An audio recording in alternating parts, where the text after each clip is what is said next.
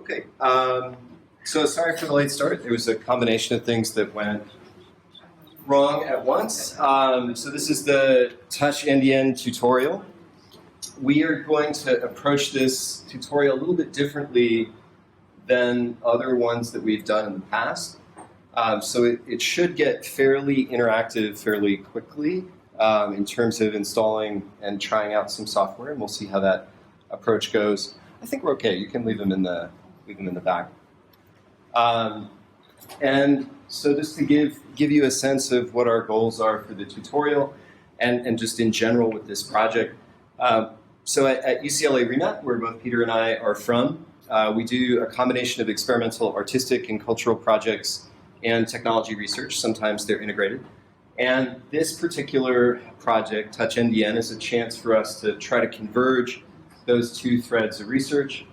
We're also interested in encouraging the ICN community generally and the NDN community specifically to figure out interesting ways to bring NDN out of the lab, and this is one of our own experiments, and in particular in this case trying to look at art and entertainment as a potential application area. We're also interested more generally in introducing the ICN community to what seems to be happening in multimedia in video, which is a trend away from how we used to think about video into an environment where it's very much converged with real-time rendering in 3D. And I'll talk about what this means. And really to start thinking about when we build networking infrastructure, what exactly is the vision for, in this case, multimedia that we are building. The structure of this short tutorial is no, okay, I guess it's going to do energy saving stuff to us, is no NDN intro, some pretty quick hands-on prep that will start now, and then an immediate kind of use case and demonstration while the dependencies are downloading and installing in the background. Then we'll continue some hands-on setup and start to build things. And basically, depending on how many people are actually doing the follow-along, we'll adjust our approach. So that's something we can find out from you as we go. So with that, we're going to quickly bring up some instructions on what to download and how to get started so that we can do those dependencies in the background. And those will be up, I guess, on this monitor, and I'll continue with the presentation in a second.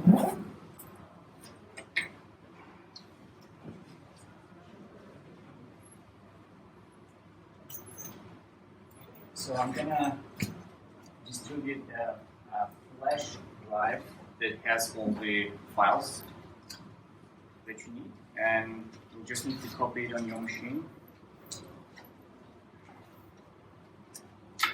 And you also need to install the Touch Designer application. Once you're done copying this, that's the run. And so we also assume that you have NFD installed on your machines. If you don't, you need to install the latest stable version, which is 0.66. So let's do a quick survey. Who intends to follow along, which involves installing, if you don't already have it, the NFD forwarding daemon, and installing some additional software on top of that. So 1, Alex, so 2, okay. So so only 2 people following along.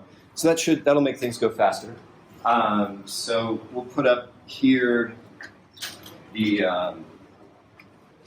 URL for the software download for the client software. So if you go to, the website is derivative.ca, and this is the Touch Designer software that we'll introduce in a bit. We just want to get people started on the download. You can download and play with this even if you do not intend to do the NDN part. So when you go to the derivative.ca site, you'll notice a downloads link, and you'll see download Touch Designer 099 build 19160. And this particular tutorial will be for Mac OS only. Even though this software is supported on Windows, the NDN stack isn't available there easily. So please download that. You can then follow standard Mac install instructions to get it up and running on your machine. And we'll do a little bit of a hello world at the end. So the second dependency that Peter mentioned was NFD. So for the two of you that are following along, you need NFD 0.6.6, not the head of the GitHub. And so if you can, in the background, make sure that you have NFD 0.6.6 installed. If you are you interested in following along, or? Okay, so maybe Peter can also help get you started on dependencies as well. And then for the three of you that are following along, we will give you a flash drive that has some additional software to install. In addition, you'll need to be connected to the local area network. We're going to do a test over layer 2. So part of what we'll do, I'll probably do it when Peter is talking, is I'm going to run an Ethernet cable to the three of you and give you an Ethernet adapter that you can use to get connected to the LAN here. So while we're doing those dependencies, I'll keep going with the introduction. And if you change your mind about following along, just let us know.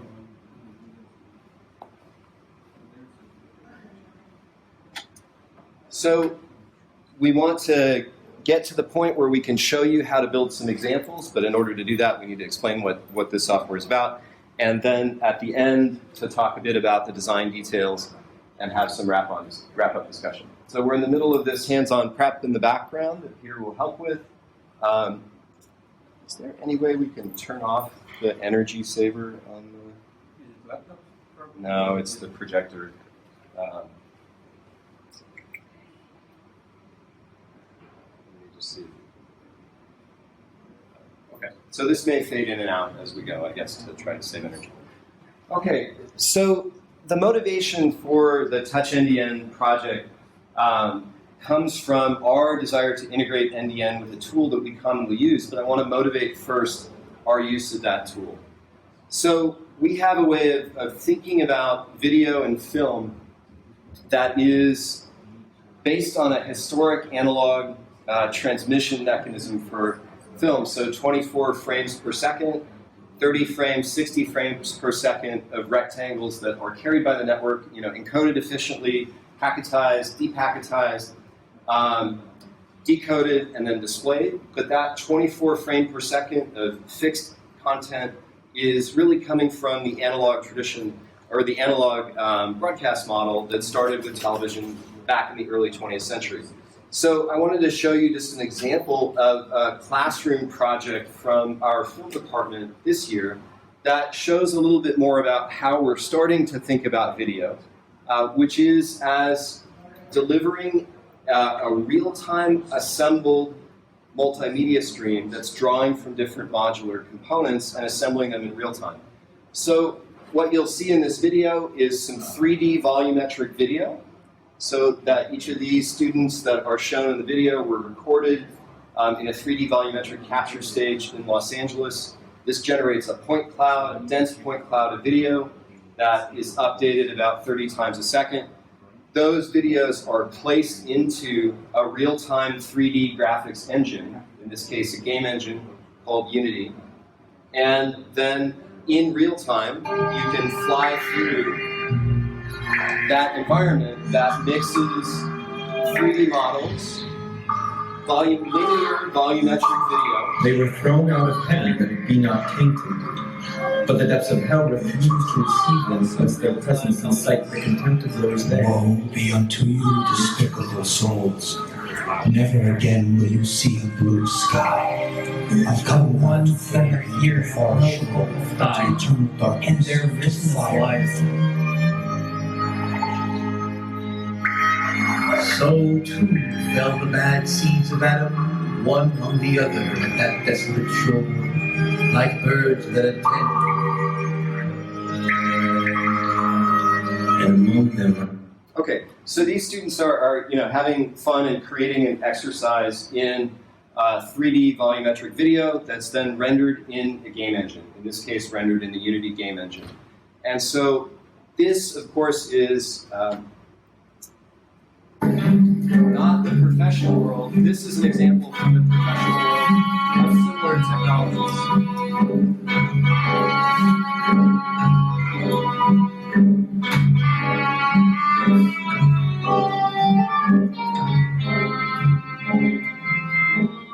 So what you're seeing here is a stage of industrial light magic, where they're working on an example of a new technology for, in this case, the creation of properties in the Star Wars franchise. And so what you see on screen is rendered in real time through a real-time 3D engine, but looks, at least from our perspective here, nearly cinematic quality. So you have this intersection of data driving 3D models, of potentially either photo or computer-generated backgrounds and different elements, along with the manipulation of lighting in real time. So I won't go through the example in a lot of detail. The purpose of introducing both kind of the student work that we're already doing today and this approach to filmmaking is to suggest that our way of thinking about video on the network, if what we're thinking about is delivering 30 frames, 30 rectangles per second, is sort of behind, right? That's the contemporary video delivery of today. It's not really where either the industry or the creative thinking is going. That involves the dynamic assembly of video from these various constituent elements. And so that's the context in which we're introducing the software experiment that we'll talk about today, which is to try to integrate NDN into an environment that is not unlike the engines that are being used to realize these type of multimedia projects today. So I showed an example from Unity, which is a widely used game engine for experimentation in augmented reality, games, lots of other things. And Unreal, which is behind Fortnite, which I think made $3 billion last year in profit, and is behind some of the most popular multiplayer games today. Those tools are already being used to experiment with the creation of multimedia. And so what we're interested in looking for is finding an engine that would let us as researchers explore this intersection of 2D video, 3D, and modular assembly.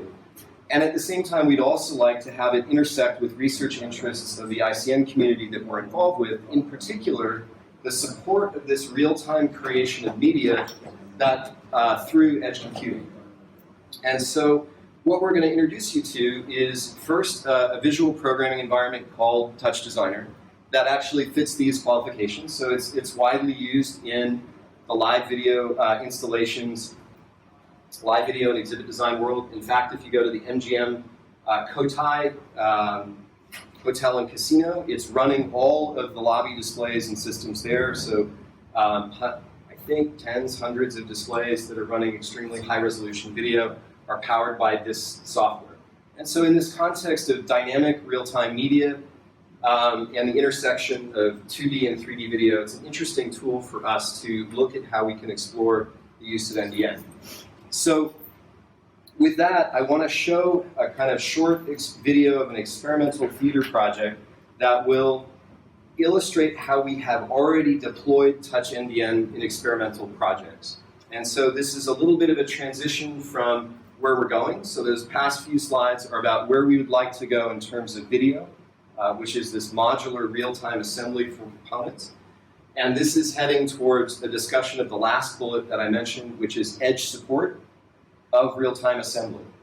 And in particular, in this kind of strange experimental theater piece that we're working on, we're using TouchNDN to move video around the network, to store it in a standard NDN repository, to run machine learning processes on it, on edge devices, and then retrieve and redisplay both historical and live video in a couple different contexts. So you'll notice that the video is not mentioning NDN.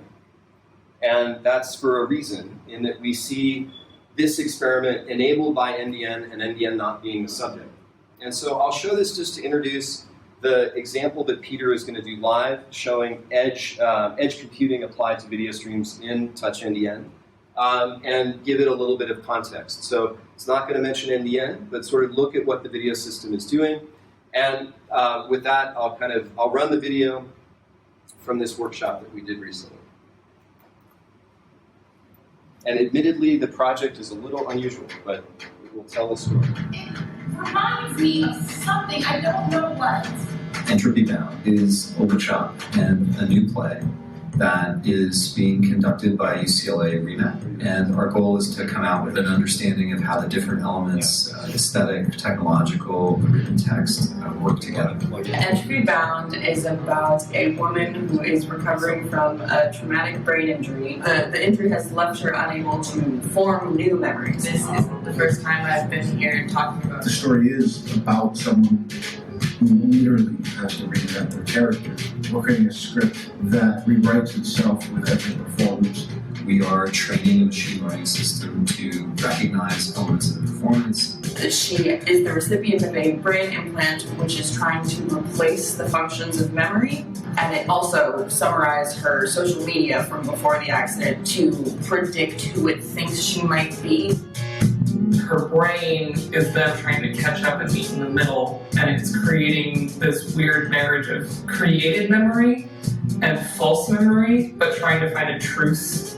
At the beginning of the play, each audience sees the last audience. And at the end of the play, they see themselves. And that's how they understand the loop that Beck is in. The other characters in the play are Oates, who is Beck's best friend, Mom, who is Beck's parent, and TS, or technical support, who comes to troubleshoot it when there are problems. The most obvious problem being she's stuck in a loop and can do pretty much nothing but make ham obsessively. I'm kind of monitoring her progress as she goes through these iterations and cycles. The relationship between TS and Beck is one of science and research and wonder that this person is ascending beyond what I am. Her best friend has turned this into this product that he's marketing. And it's supposed to be just the near future. We're using blocks that reconstruct the space as she reconstructs her character. This is probably the most complex thing that we have ever built. We actually have a lot of modules that do totally different tasks, and then all this information is made available on the network. The system acquires a live video feed processed on a capture machine that makes this video available to multiple nodes on the network. Your focus has to be the text and what's happening on the stage. I want to go to her, this is my child. Ultimately, that is the relationship. But your objective is also to always be in the main frame of her lens. Pasture-raised shank, brined in Dead Sea water, in an Irish. Come to terms with the presence of ham in the script. Ham suggests the ability of the implant to aid obsession, and for that obsession to replace other objectives. Ham is one of those things that's in brackets in the script. Different productions choose to put different things in those brackets, and then they would train the machine learning components to recognize them. I'm hesitant to call it play. Not chewy, it's good chewy. It's a system for performance, and the system itself becomes an expression. The system itself is the form. The system behind Beck runs machine learning processes for object recognition, for face detection, and for props detection. A separate module consumes this video and stores every frame. The third module runs semantic analysis of the scene so that we can split the live video in real time into scenes. The fourth module consumes this information about scenes, stores them in a database, consumes live video, queries the database with one question. Give me a historical scene which looks the same as the current frame from the live video. It tells me like what it sees and how sure it is. If I'm looking at Taji, it'll be like Taji, like 87%. And then suddenly she's focused on ham, and because we know hams are important in the script, the system can say, well, this is a high priority clip. And then she has the chance to input reactions to things, which emojis, and that is kind of her own feedback for the system to incorporate next time. Based on my previous emoji reactions from before, suggested improvisations can be projected on the ceiling. Pretty much everything that's happening in this show is real. So it's not a wild step to say what would, algorithms like we run, like Facebook and Twitter, if like those were the only ways that you could, or other people could actually find out things about you, which in a lot of ways is true. Okay, so I'm not going to go through the rest of the video, but let me summarize what's going on in this piece. So there is an actor that is wearing a point of view camera, actually this camera for right now, until we have a cheaper and smaller one. This camera outputs a digital signal that's not packet-based. It's then transmitted over a coax cable to a capture device. That capture device runs it into a laptop where it's packetized and sent out as NDN RTC video. So NDN RTC, just as a brief introduction, is a library that is for video streaming over NDN. It's a work in progress that we've been working on originally for video conferencing for now 5 or 6 years with help from Alicia and Alex and others. It's primarily Peter's project. And so we use NDN RTC to move the NDN video around the network from this point of view camera that the actor was wearing in this particular example. In the story, this implant in her head is acting as a sort of memory aid, and we try to implement that in a real system that's running within the performance. So we capture the video, we run several machine learning processes on that video, but those processes require GPU acceleration. That GPU acceleration is on a different device. So we ship a copy of that video to those edge devices and run things like face detection and object detection on the NDN videos, and talk a bit more about what the packet format looks like and so on. And then publish from those edge processes the resulting annotations that can be retrieved and reassociated by any client on the network with that original source video. A separate component is also getting a copy of that video and retrieving the annotations and trying to detect changes in the scene. So if I point this camera over in this part of the space, it would probably find 4 people and a bunch of chairs, and maybe some other information about the scene. And if I hold it there, that semantic information that's coming from the edge processes, from the machine learning, is going to be essentially the same. Then if I move it and maybe look at the television, that machine learning system, of course, is going to detect something else and label the scene contents differently. This other component is designed to segment the video at the point where a significant semantic difference in the video occurs. And then those annotations, those segments of video, are also published as NDN data and used later to compare to the live video, to recall the previously recorded video clips that semantically are the closest match to the scene that's currently being observed. All of these components, when I say obtain a copy of the video, really they're requesting from the network NDN formatted packets that contain the video information or the annotations in JSON format for the machine learning. And so each request can take advantage of typical name data networking features that include things like aggregation of the interests. We can take advantage of the caches on the network. And in fact, we can have many different components in this example all working with the video with no additional load on the original producers of the video. So the network forwarders absorb the load for multiple copies or multiple interests or multiple requests that are needed. So before I turn it over to Peter, let me summarize what's running in kind of a node hardware diagram with a little bit of the software from this previous example. So we have a capture machine that has the camera connected to it. It publishes video in NDN RTC format and, of course, has NFD to provide it with an NDN face to an Ethernet LAN. Then this box up here, which is a separate GPU-enabled edge processing box, retrieves that video, issuing interest to the network, of course, to get the video, runs it through a series of processes that calculate machine learning annotations and publishes those over NDN. And it does the other things that I mentioned too, retrieve video and annotations, create segments, and so on. Other machines on the network are able to consume the video and or the annotations using NDN. and then display it in this particular case, or display the resulting annotated segments.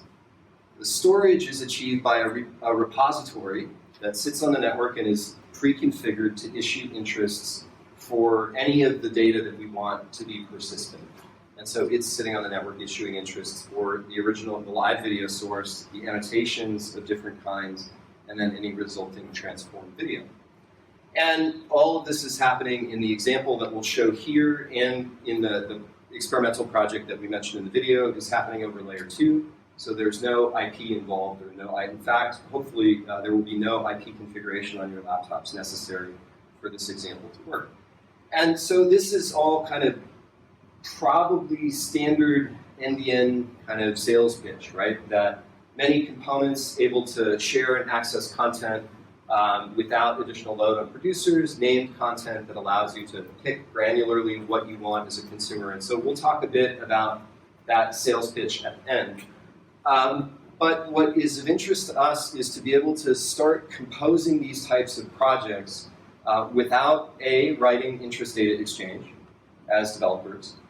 It's too low level. Like, we want to request and receive JSON objects, we want to get video frames, we don't want to be involved in figuring out exactly the right pipelining strategy for video, how to have multi-segment objects, and so on. So there's a kind of library development effort to simplify this, and then we want to be able to experiment with the composition of these systems that involve multimedia in a way that is intrinsically visual and potentially a better support of our thinking about video. So this, I would propose, is really an important transition in thinking for the information-centric networking community, perhaps, is that if we are sort of pitching to the world better ways to create, for example, multimedia applications, we probably need to pair the underlying networking strategies with a trajectory for software development that is contemporary. And so this is our attempt in this project. This is a contemporary development strategy for multimedia. You'll see a little bit in the environment what that means. And similarly, after using AWS for 6 weeks to configure edge support or cloud-based edge support, cloud-based calculation support for projects, that has web-based provisioning and deployment, web-based management of security roles, web-based logging, all of these things, which is a contemporary development strategy for distributed systems. So the general sort of idea here is to suggest that the NDN community, as the and ICN community, as the architectures mature, now need to find strategies for exposing the capabilities of those architectures that target particular types of application development. So with that, I'll turn it over to Peter, who's going to give an introduction to both Touch Designer, the visual environment that we borrowed for TouchNDN, and to the particular example that I mentioned, which is this edge computing support for machine learning. So with that, I'll let Peter do this introduction, and then we'll kind of start transitioning into the hands-on portion of the day. Any questions before? Yeah. So you mentioned about working with AWS, and in particular, security is something. Exactly what kind of security AWS provides? So it's out of scope of this discussion, but just so we can kind of answer it for everybody.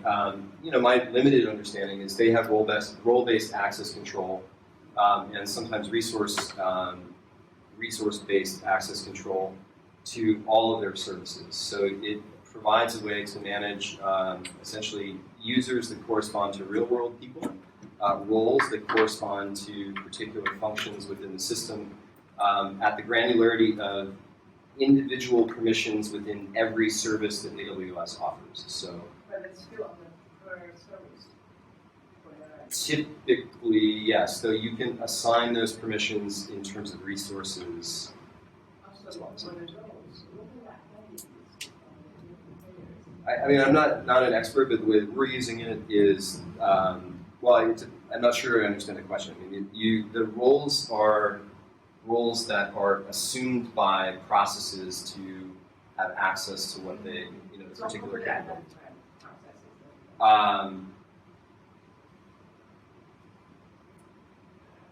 know how they identify processes. So the roles are named, right? All of the principals, roles, services are named in a hierarchical namespace in AWS.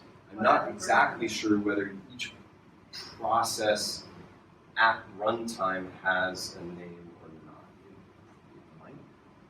But really, the roles have names, the services have names, and things like storage repositories have names. They're all named. As an individual process. Not really. I mean, it's really an infrastructure provided prefix and then an application specific name potentially.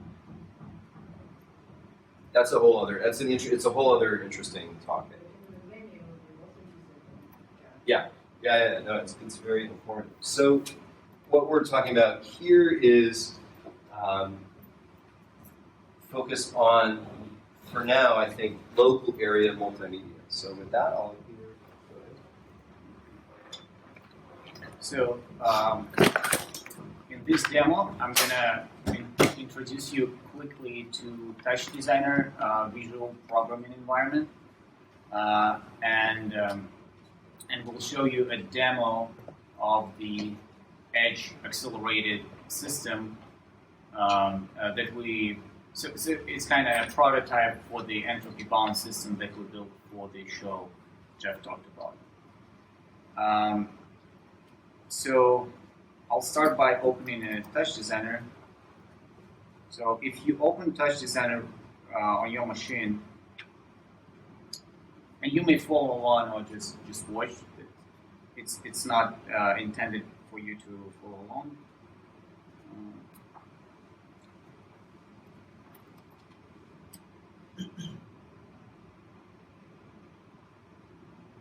So when you first open Touch Designer, it will open the sample project that it has for experimentation. And so, what is Touch Designer? Originally, Touch Designer was kind of born from a system that that was intended to process media and then out like video. A process means you can transform your images every frame is being transformed. You can apply filters to it. You can manipulate, move pixels around, etc. And eventually, you want this output to be somewhere on a screen, on a projector or LED wall. Today, Touch Designer is used by visual artists and people who build interactive systems for performances, for installations, for interactive shows, etc. The way you work in Touch Designer is you use operators. An operator is a block that takes input and has an output or multiple outputs. Operator, depending on the type of operator, it changes the data, the input data somehow. So the most basic one is, for example, an operator that reads an image from your file system.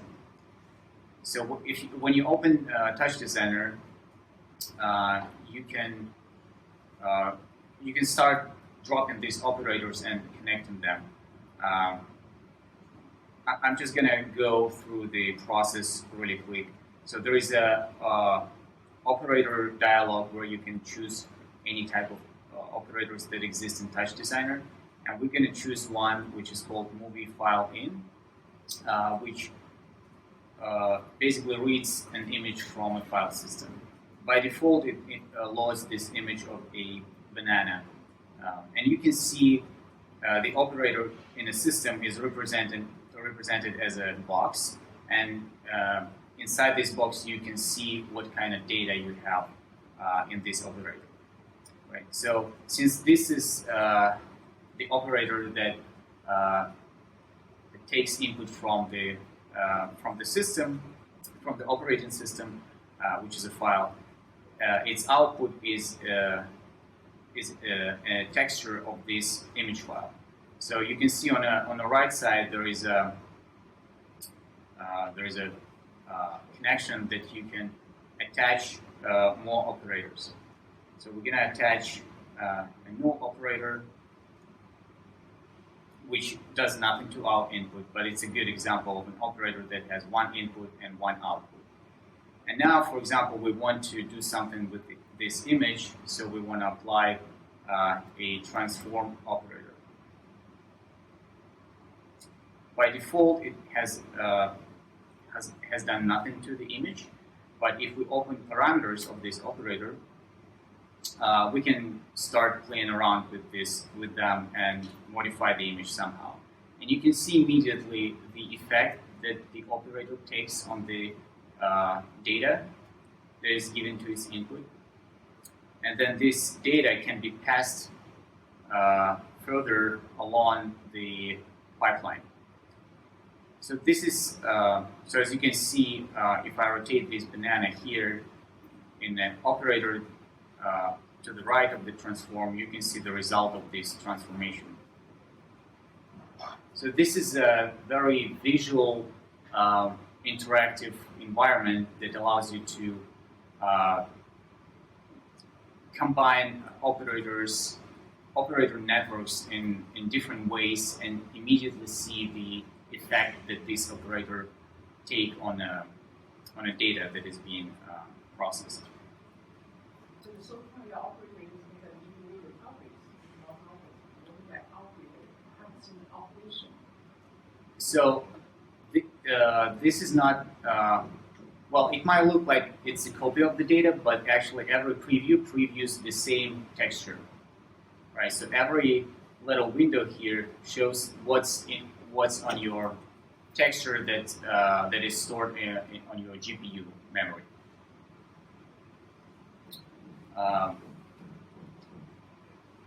So for example, this is a transform operator that allows you to transform the data. If you want to make a copy, then what you would do is you start splitting your streams. So for example, we have this original image on the left side.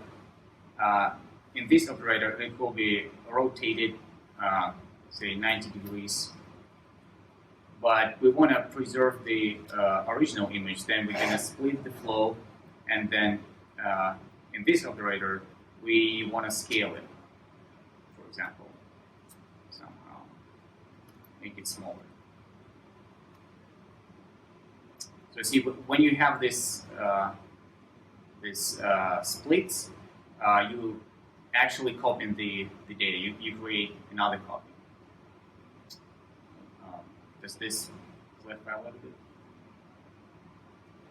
I guess maybe you'll get to it. But one thing to realize here is this is, so if Peter adds a video device in and a live camera, this is not a one-time operation. This is a probably 60 frame a second update that is happening, right? So I think the way to kind of understand what's going on is this is a processing pipeline that is cooking at 60 frames a second and shown in this visual.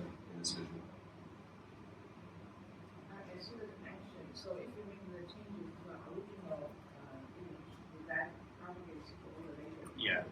Yeah. So the way Touch Designer works, it executes from left to right. So every operator gets executed in a sequence, going from left to right. So if you change image here, for example, we can open another one.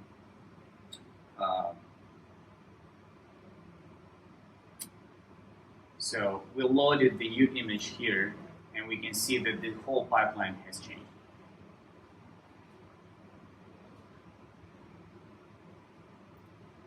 And then eventually you will have an operator like this that you want to output that has some kind of visual output that you want to place on your screen. So Touch Designer allows you to take this operator and output this image on a projector, or output it on a LED wall, or on a second monitor.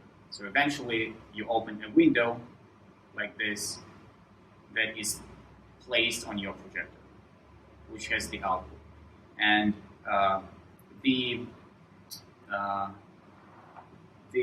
important thing here is that Touch Designer does not compile or produce any executables that you run on a deployment machine. Touch Designer always runs in real time on a deployed system, right? So to deploy your system, it means that you have to copy the Touch Designer project that you set up, that you designed and developed, and copy it on a deployment machine and run it there while the installation is happening. It also allows you to modify things in real time. So for example, if this floating window would be our output to the projector, I can still go inside the network and change the parameters, and then the output will change immediately in real time. So that was, do you have any questions so far? I know it could be confusing at first. But I think it covers like the basic principles. It's not intended to be used. Well, originally it was.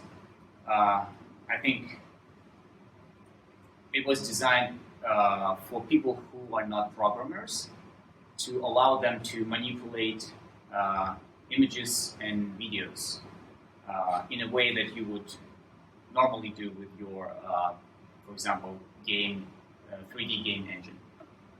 Right. So it's very visual, it's very interactive. It allows you to inspect every step of your transformation that you do to your images. Okay, so this is this covers the images part of Touch Designer, but so you only manipulate individual objects. Can you do combinations? You talk about manipulating that input that text. right, for sure, yeah. So there are operators that might take several inputs. So for example, there is a operator that is called composite. So it can take multiple inputs here, and then you can apply operations that can, that can operate on these multiple inputs. So for example, the composite operator allows you to select the operation that you apply per pixel on the image. So for example, let's take a look in one screen maybe. So this one does some operations on two images. You can see it creates this kind of effect. And yeah, so to answer your question, you can combine different data from different sources. But Touch Designer also allows you to operate not only on images, but other type of data, which includes text, 3D models, and text 3D models and channels, which are just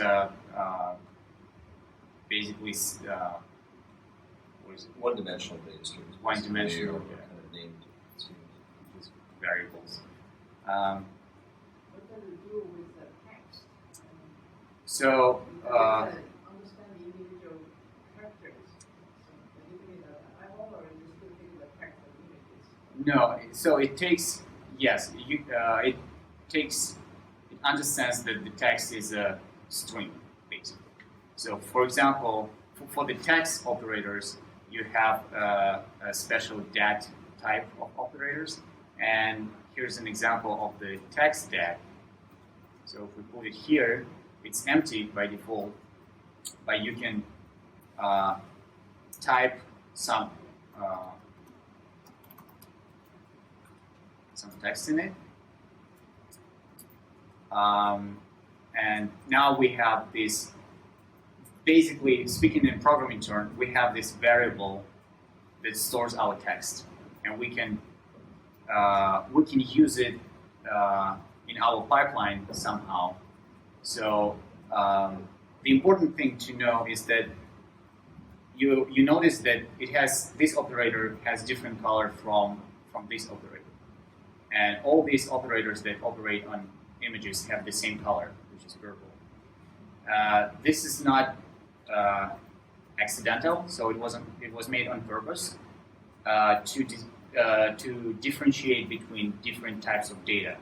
And as I said, we have images, we have text, we have one-dimensional data, we also have shaders, and you can see all the types of operators in this dialog. So these operators operate on images only. These are one-dimensional data.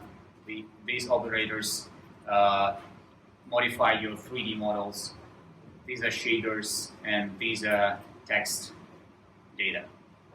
And you can't connect operator of one type to an operator of another type. So for example, this text operator, we cannot connect to our composite, right? So if you try to do this, it will not do anything because it's a different type of data, right? So what you probably want here is to render your text, right? So for that, there is an operator called text. So the purple operator that operates on an image, which is called also text, right? And you still cannot connect this type of data. But what this operator allows you to do is to specify text in its parameters, right? So for example, if I type here something, it will change the text. Now, we can connect this operator in a flow that processes our images with no problems. But if we want to take data from a different operator, you can do that. You just need to specify this parameter of this operator to take data from the text operator here. And for that, you will use Python. Touch Designer has Python embedded in it, and you can use Python throughout Touch Designer everywhere. So here, as an example, I use a function call called OP.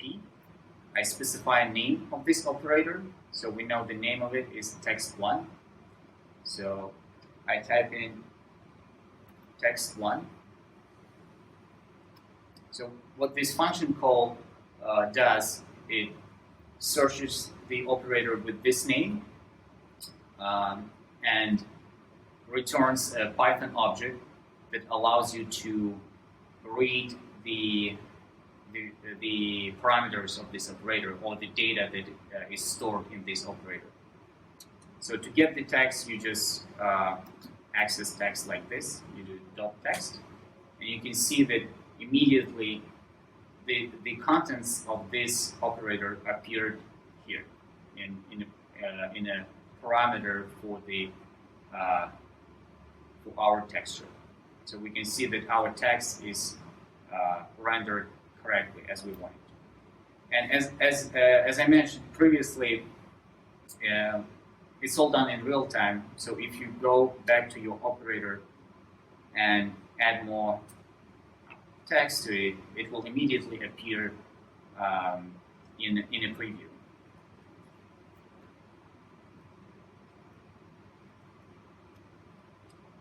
So if I add text. And since Peter introduced Python, this operator, something to notice is that each operator is uniquely named in the network. So text1 or text2 is not necessarily a unique name, but it is a relative path essentially in this project, and maybe there are some other issues of uniqueness, but each parameter of each object is essentially named. And so we won't talk about it in this particular talk, which is more focused on the media integration and the end integration, but actually there's an interesting possibility for more direct integration with the hierarchical namespace of operators that exists kind of behind the scenes here. So just time check, we have 30 minutes till copyright. So. Okay. We have only demo 2. Yeah, so you can imagine if you do something complex, the amount of operators will grow considerably and your network will be very hard to manage. And that's why you would want to group your operators and hide all these operators in the components. And so this is, I'm just going to show you the example. How would you do this? So for example, you create this box which has no purpose but just to store another operators in it. And then you can grab all the operators that you want to hide inside this box and basically copy and paste it inside this box. And now if you attach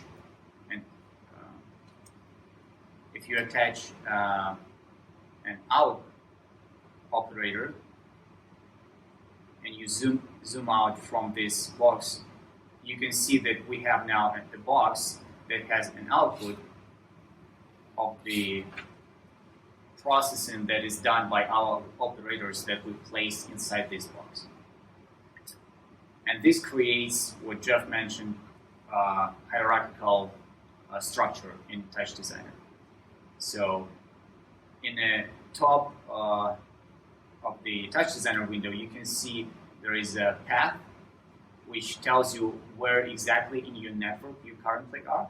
So if we zoom in into this box, we go inside and you can see the address has changed. So this is a hierarchical naming, and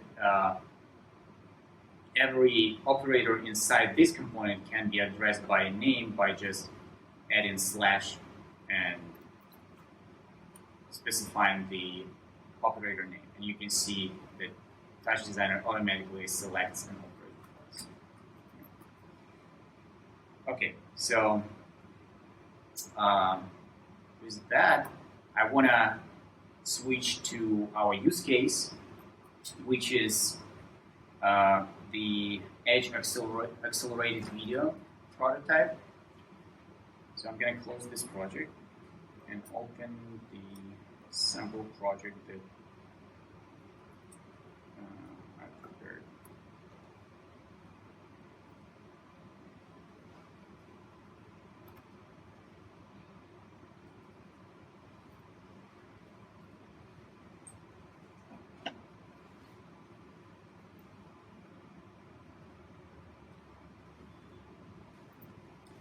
So in this example,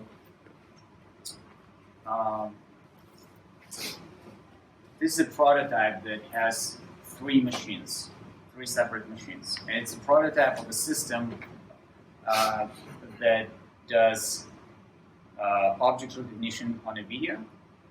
And this object recognition is done on somewhere on a network by a separate node. So I have 2 machines here. One machine is the producer of the video. The other machine is the consumer of this video and also does processing of the video. In this case, I set it up to run object detection on the video. And finally, this machine will be our consumer that consumes the video and the results of the processing that the Edge node did. So if you look at the screen, so on the screen we have, let me show you first the producer, how it looks like.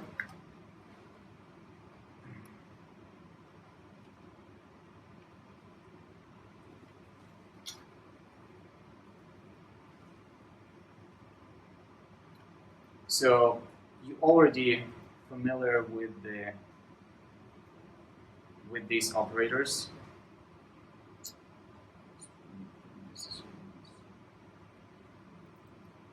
So basically, this is the whole setup for our producer. So we have an operator that takes video from the camera. So it's capturing video in real time. And if I keep this camera, you'll see that it's a live video.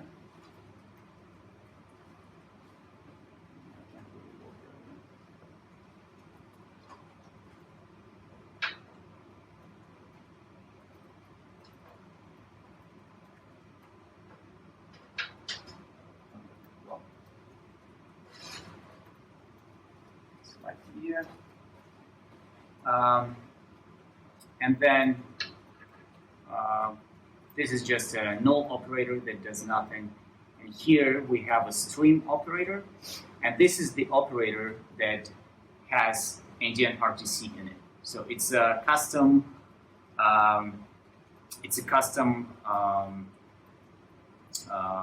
Operator that we built, written in C++, and it uses NDN RTC library to publish video. You can see in the, I don't know if you can see it, it's very small, but it has some parameters.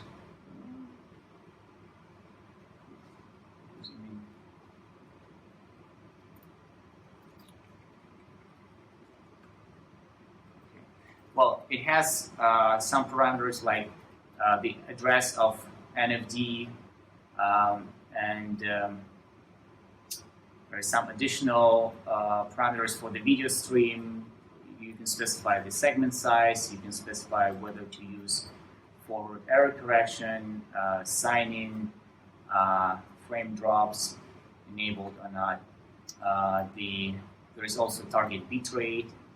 So this operator is designed to take whatever input it gets on the left side and publish it as a video stream over NDN. To understand better what it's doing, there is an operator called info. We can connect our operator to it and see the names of the data that is being published. Unfortunately, I cannot make it bigger. Let me change the resolution.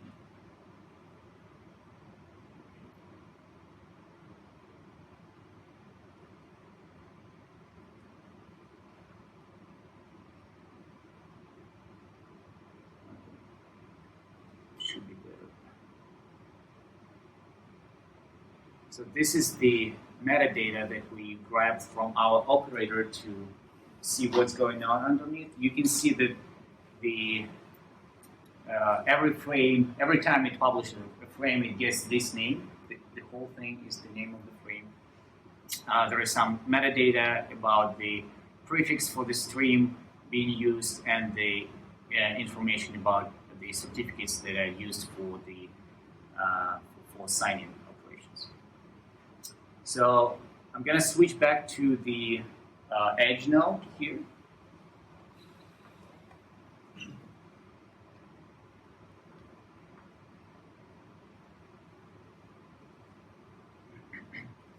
So this machine is set up to with NFD, and we have a route that is registered towards Ethernet phase, and we have an operator, the same operator that we saw on a producer machine. We set up here to receive the video from the producer machine. And you can see that here it has parameters to specify the stream name for the video. And basically, once you once you have the stream name here, you click the reset button, and it will start fetching the video, and it will fetch until it's over or until it's deleted. In the same way that we had metadata for the producer, we can see here all the metadata for the consumer. So we can see the names of the received frame, the timestamps, and all the prefixes and signing information. I'm not going to go into details of how I set up the network for the processing. I'm just going to talk that I set up the network to take every keyframe of the video and send it over to a separate process locally. By sending, I actually mean that every keyframe is saved into a file, and then the separate process notified that there is a file that needs to be processed, and this it's basically a Python script, and this script reads the image from the file system and runs the detection algorithm.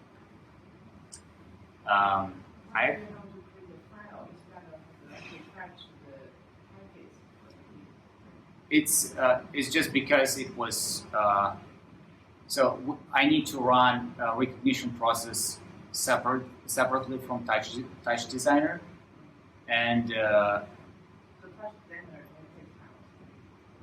no, I think this is maybe I don't know. I can't run the object recognition inside Touch Designer because it slows down Touch Designer considerably. So we would Touch Designer becomes unusable when it cannot run in real time. So that's why I set it up in a separate process, and since it's local, it's intended to be local. It runs.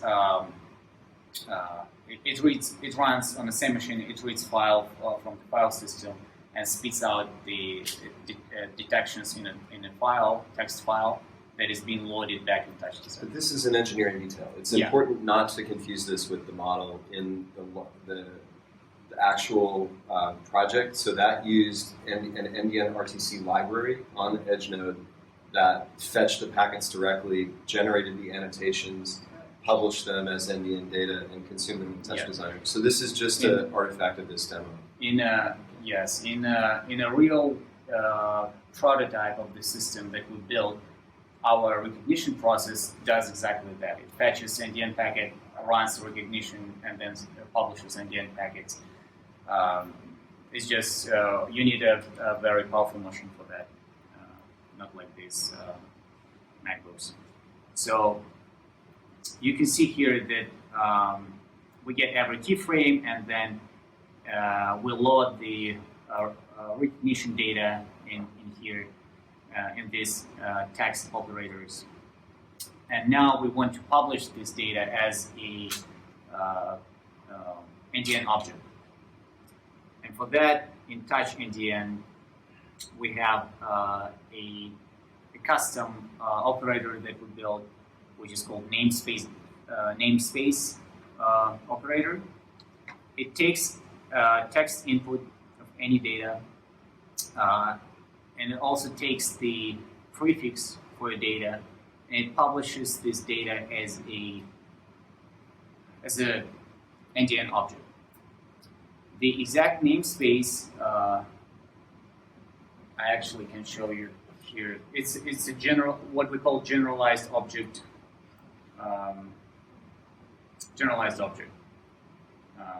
Namespace.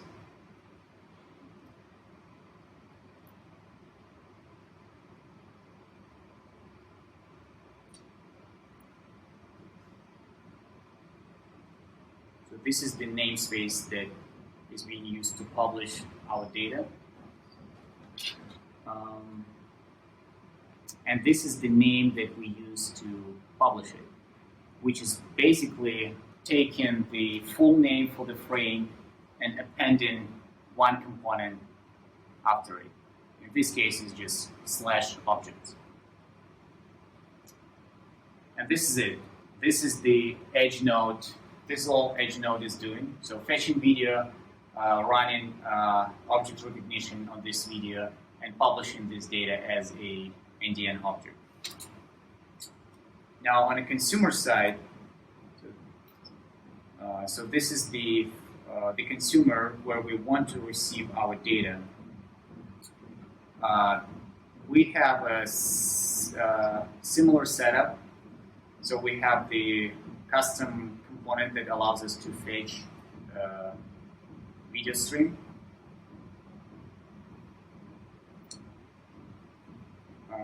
And you need to make sure that your NFD routes are set up, and I'm gonna check this.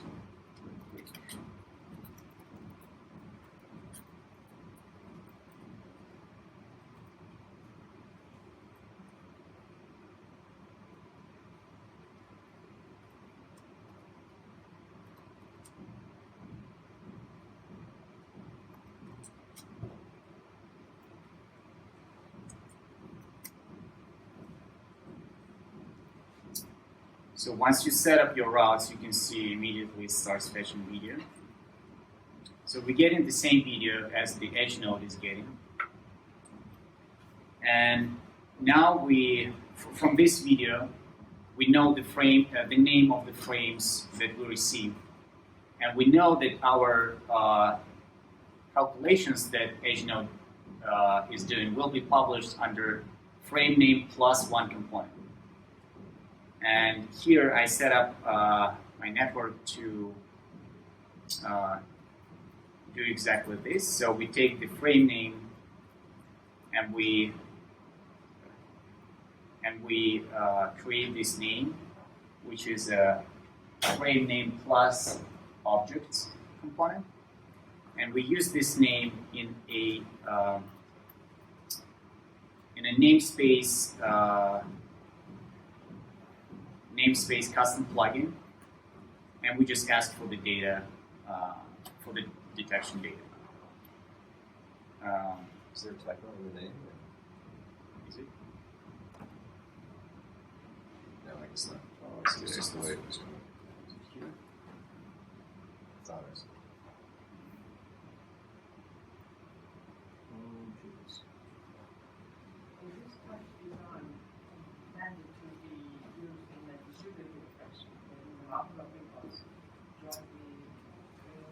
It's yeah. Originally, it's not, but you quickly usually the kind of projects that people build with Touch Designer, they use a lot of they render high resolution media, like high resolution videos, and it quickly you need to distribute this rendering, for example, between different machines. So, for example, your projections or LED wall that is very wide, very large, or it can be multiple screens. The resolution of it is too big to be rendered by just one machine. Right? So you want to distribute this rendering process between multiple machines. They tend to have, sensors, database access, other types of things that tend to, you want to add hardware, add different nodes to do different tasks. So it's not uncommon, even in student work, to be like, oh, I need a machine to do sensing with a camera, and I don't want to overload the rendering, so I have one machine to do sensing, another machine to do rendering.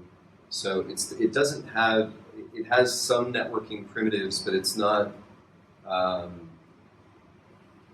kind of not natively distributed per se.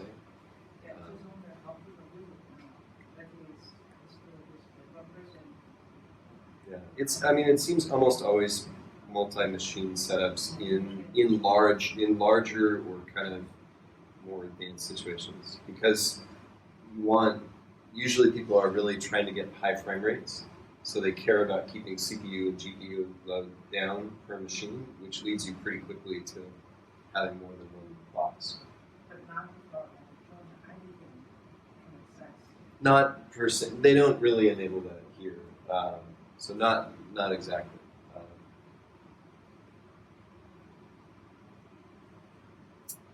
So I'm just troubleshooting in real time because for some reason I made a mistake in my script.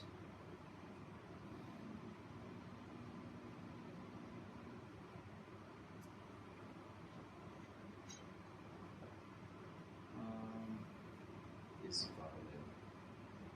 App name.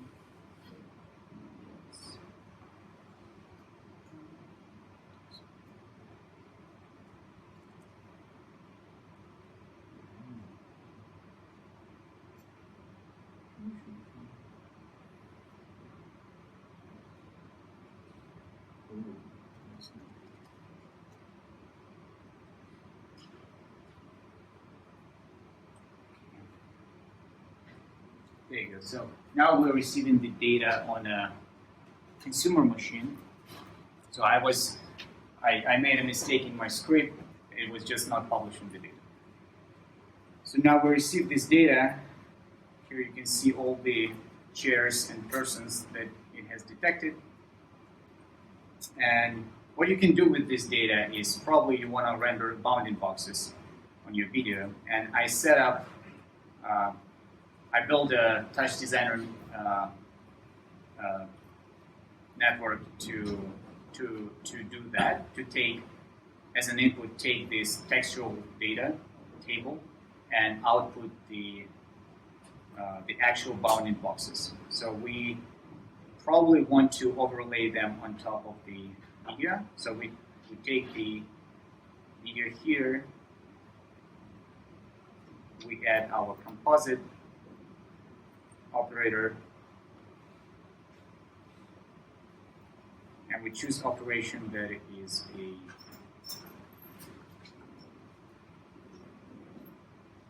simply fold over, so it will place one texture on top of the other one.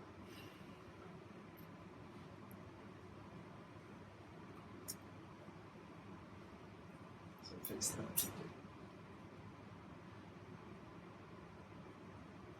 I think you need to flip it.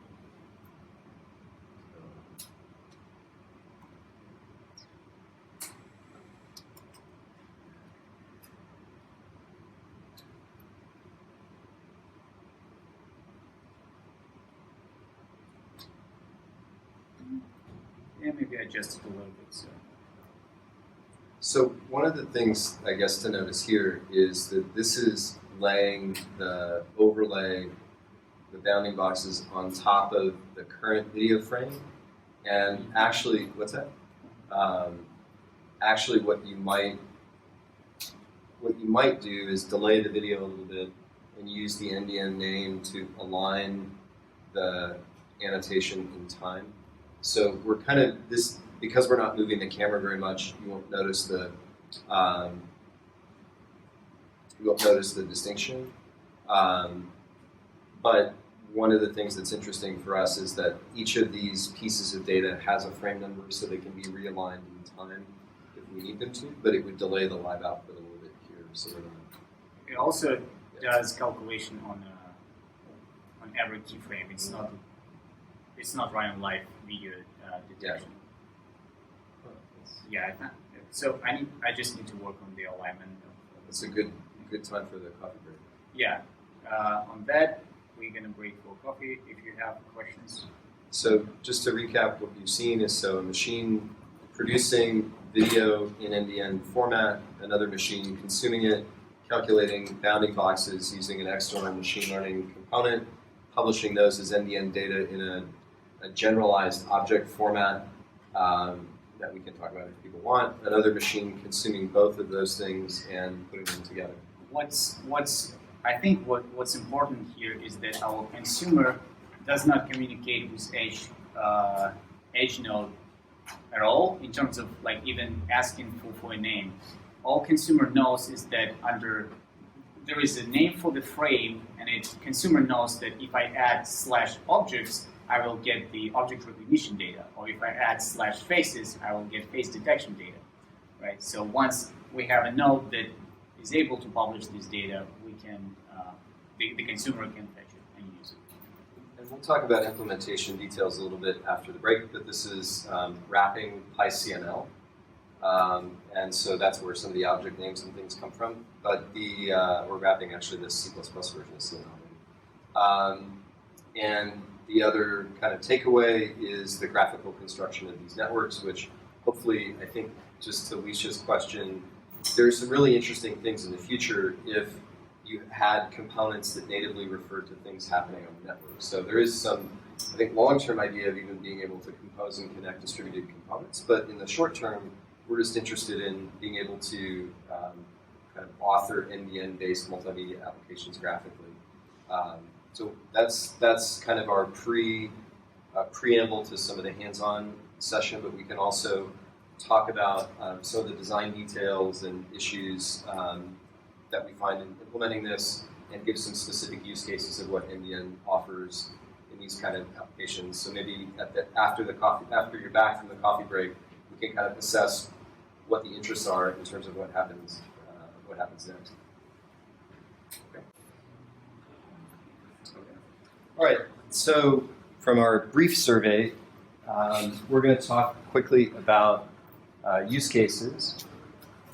And so to recap for those of you that are coming in, this is a tutorial on TouchNDN, which is an integration of name data networking within the real-time multimedia software Touch Designer that we're doing because we're interested in being able to explore the use of NDN in real-time multimedia applications, and to do that visually in an environment that we're using for projects in a variety of different contexts. So a couple of use cases. Sorry, the projector seems to go in and out because of an energy-saving mode, so hopefully you can still see it. So these are really quick descriptions of why we might care about NDN and Touch Designer. So the logo on the left is just the Touch Designer logo, and these are, I'm going to give some verbal descriptions of these use cases before we continue with the demo. So the simplest one, of course, is to be able to think about the typical kind of canonical content distribution advantages of NDN in a Touch Designer case. So this, if you imagine many consumers of the same video being able to have no impact on the original producer and access that video, in our case in real time, without additional load, is a big deal, especially as soon as you start looking over land. And I think to go one step beyond that, there's a sort of way of thinking about video that changes in the use of NDN that relates to this kind of large-scale distribution, or in our case, having many devices on a network being able to access different parts of the video. So traditionally, when we think about video, on networked video, we tend to think of something that looks like this. So we have a producer of that video that may have one or more consumers. All of those consumers create channels to the source. And so in the case of Touch Designer, it could be over something called NDI, or a real-time network video protocol. In the case of the web, it might be HTTP- or other solutions. But they all sort of have the same idea, which is you're creating either a broadcast model, everybody gets everything, or if you have any security or any reason to do unicast, you have channels that, even if they're essentially of the same data or the same video, are duplicating data on the network. So the switch in video abstraction in NDN, even if we set aside some of the discussion from earlier about the modular real-time composition of multimedia, already looks different, right? So we produce video and publish it as NDN packets. Other devices on the network consume it, and they could consume it in any order. And if we have the right codecs and they can actually consume specific areas of frames, quality levels in a scalable video situation, and then certainly random access in time, subject to the limitations of the encoding. And so this is a different strategy for thinking about video. And so when we draw, this is from an old NDN slide, when we kind of think of what this type of distribution means, where there are NDN forwarders in the middle, and potentially they can cache content that's being accessed from a source and lower the load on the source. That's one part of the story. But in our Touch Designer context, we're interested in these individual clients also being able to access only the portion of the video stream that they want. And so what does that mean, and where are we going in terms of general use case? Let me get a different slide. So it means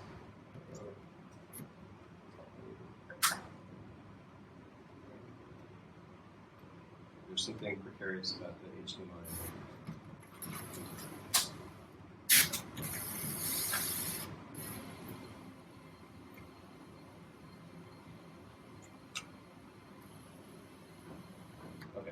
So in the 2D video case, it means that we can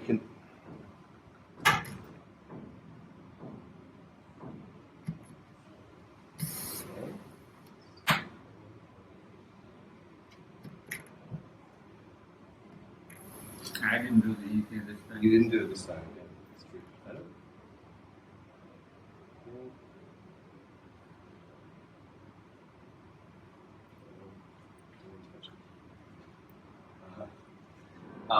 Okay, so it means that even in the case of 2D video, we can start naming it in a way that not only lets us refer to it in time, which is what Peter was describing earlier, but in time, space, and quality. So we're considering the naming of video to allow us to access a particular frame in time, a particular spatial region in a codec like HEVC that supports tiling already, and then a particular quality layer. And for us to be able to, if we are a consumer in that diagram that I sent earlier, and let's say in Touch Designer in particular, we want to capture a portion of the video and send it out for processing on one box, we can actually access that area and construct a stream by issuing repeated interests with that evolved time, but of course hold that spatial region constant. Or if we want to have the whole frame, we can retrieve all the frames. If we want, for example, to send low quality images to out for machine learning, we can do that with the base layer. If we want to be able to render them at high resolution for end user or projection, we would retrieve all the quality layers. So this just changes the profile of interest that we're issuing and makes the picture of the network that we've used in many examples in the past a lot more interesting, because it means that, sure, there is a video that's published here, but it's named in such a way that each of these clients can choose just by the construction of names which part of the video they can retrieve. And so we're demonstrating that already in time. We're working on now space and quality by adapting additional codecs. Okay, so this is the use case then that Peter talked about before, so I'm not going to revisit it now, which is to publish video with, these are simplified versions of frame names, consume those videos in edge processes, and republish annotations in a known namespace. And we showed that already, so I'm going to move forward. Then we have also in the current version of TouchNDN that we're working on now, the ability to have seamless live and historical playback. So this seems obvious, but for the network video community, if you think about how in Touch Designer or other applications, if you're playing back from storage versus playing back from a live network stream, you use different strategies, right? You might, in this case, in TouchNDN, the assumption is that if you need to play back from a file, you look wherever the file is, you have to load the file locally and then play it out. Or you start a different protocol that's intended for live streaming. And so one of the things that becomes more straightforward in an obvious way in NDN is that you really don't have to worry about whether you are asking for historical video, whether you're asking for video that's about to be produced by asking for a name that's a name in the future, or even asking for video that is designed to be generated on the fly through some kind of transformation. So for example, transcoding or transforming, scaling the video. And so this requires a little bit of attention in implementation. That has been something Peter's been working on recently, but then it means that you can specify in the user interface of Touch Designer a name that might specify historical frame generated live through processing, but is kind of pulled through that processing on demand, or a frame that's about to exist, and allows you to unify really the thinking and, in our case, the code that's operating over this video, and get rid of the idea of having to worry about, is this video coming from storage? Is it coming live over the network? And treat those in the same way. And so, in fact, referring to the example that we discussed earlier, in this memory aid application, so you remember the person had a point of view camera in this particular live performance that was capturing the environment around them. There was machine learning acting on that camera. It was both the annotations and the video were being stored. Those semantic annotations were being used to segment the video into different sections and so on. This is essentially the data flow in that system. So point of view camera and some other stuff is captured and transformed to network packets. The machine learning processes were receiving also that video and issuing annotations, or publishing annotations, and then the video itself was being stored. These all used a single repository, so the same repository for text data, NDN RTC video data, and anything else actually that we needed to store. And those all go in what we're thinking of as write once, read many storage. I'm kind of following from Christian's example at ICN last year. All this data that's produced are immutable NDN objects. So we have storage where we think of them as going in there once and then being read many times. Those, through the storage over time, we read video out and break it into segments and describe those segments with JSON annotations that get put back in storage, and then read them again and do some other stuff. The kind of important thing to note here is, of course, the arrows are pointing the wrong way if Alicia's looking at the diagram from an NDN perspective. So actually the way this works is the repository is configured with the namespaces that we're interested in having persistent storage for. It's constantly issuing interests for all of these namespaces and then storing them. And so we show these arrows to show data flow, but actually there's interest flow going the other way, and the configuration is from storage outwards. And so, yeah. Are you using any specific storage here? Or So the storage here is a repo that we built on top of RocksDB. You want to explain what that is? So yeah, there is a specific. Yeah, so RocksDB is a key value store. It was designed. I think it's an open source Facebook built by Facebook, and they use it. It's intended to be used on the servers to store like binary data. So your value is your binary data. is it single node, or could you replace it by something like a sample? No, it's single. It's not distributed store. It's like a very simple, super fast key value store. Yeah. And potentially, could you replace it with like something like a sample? That I don't know. I mean, you can replace anything with anything if you do the transformation. I think I'm not sure the motivation of having the store be distributed. What are you thinking would be the value in that? I mean, then you can kind of partition the key space and have, then you have more write capacity, and then you can also read easy write. Yeah, you could. I mean, it might be that if it was just partitioning the key space, you could stand up.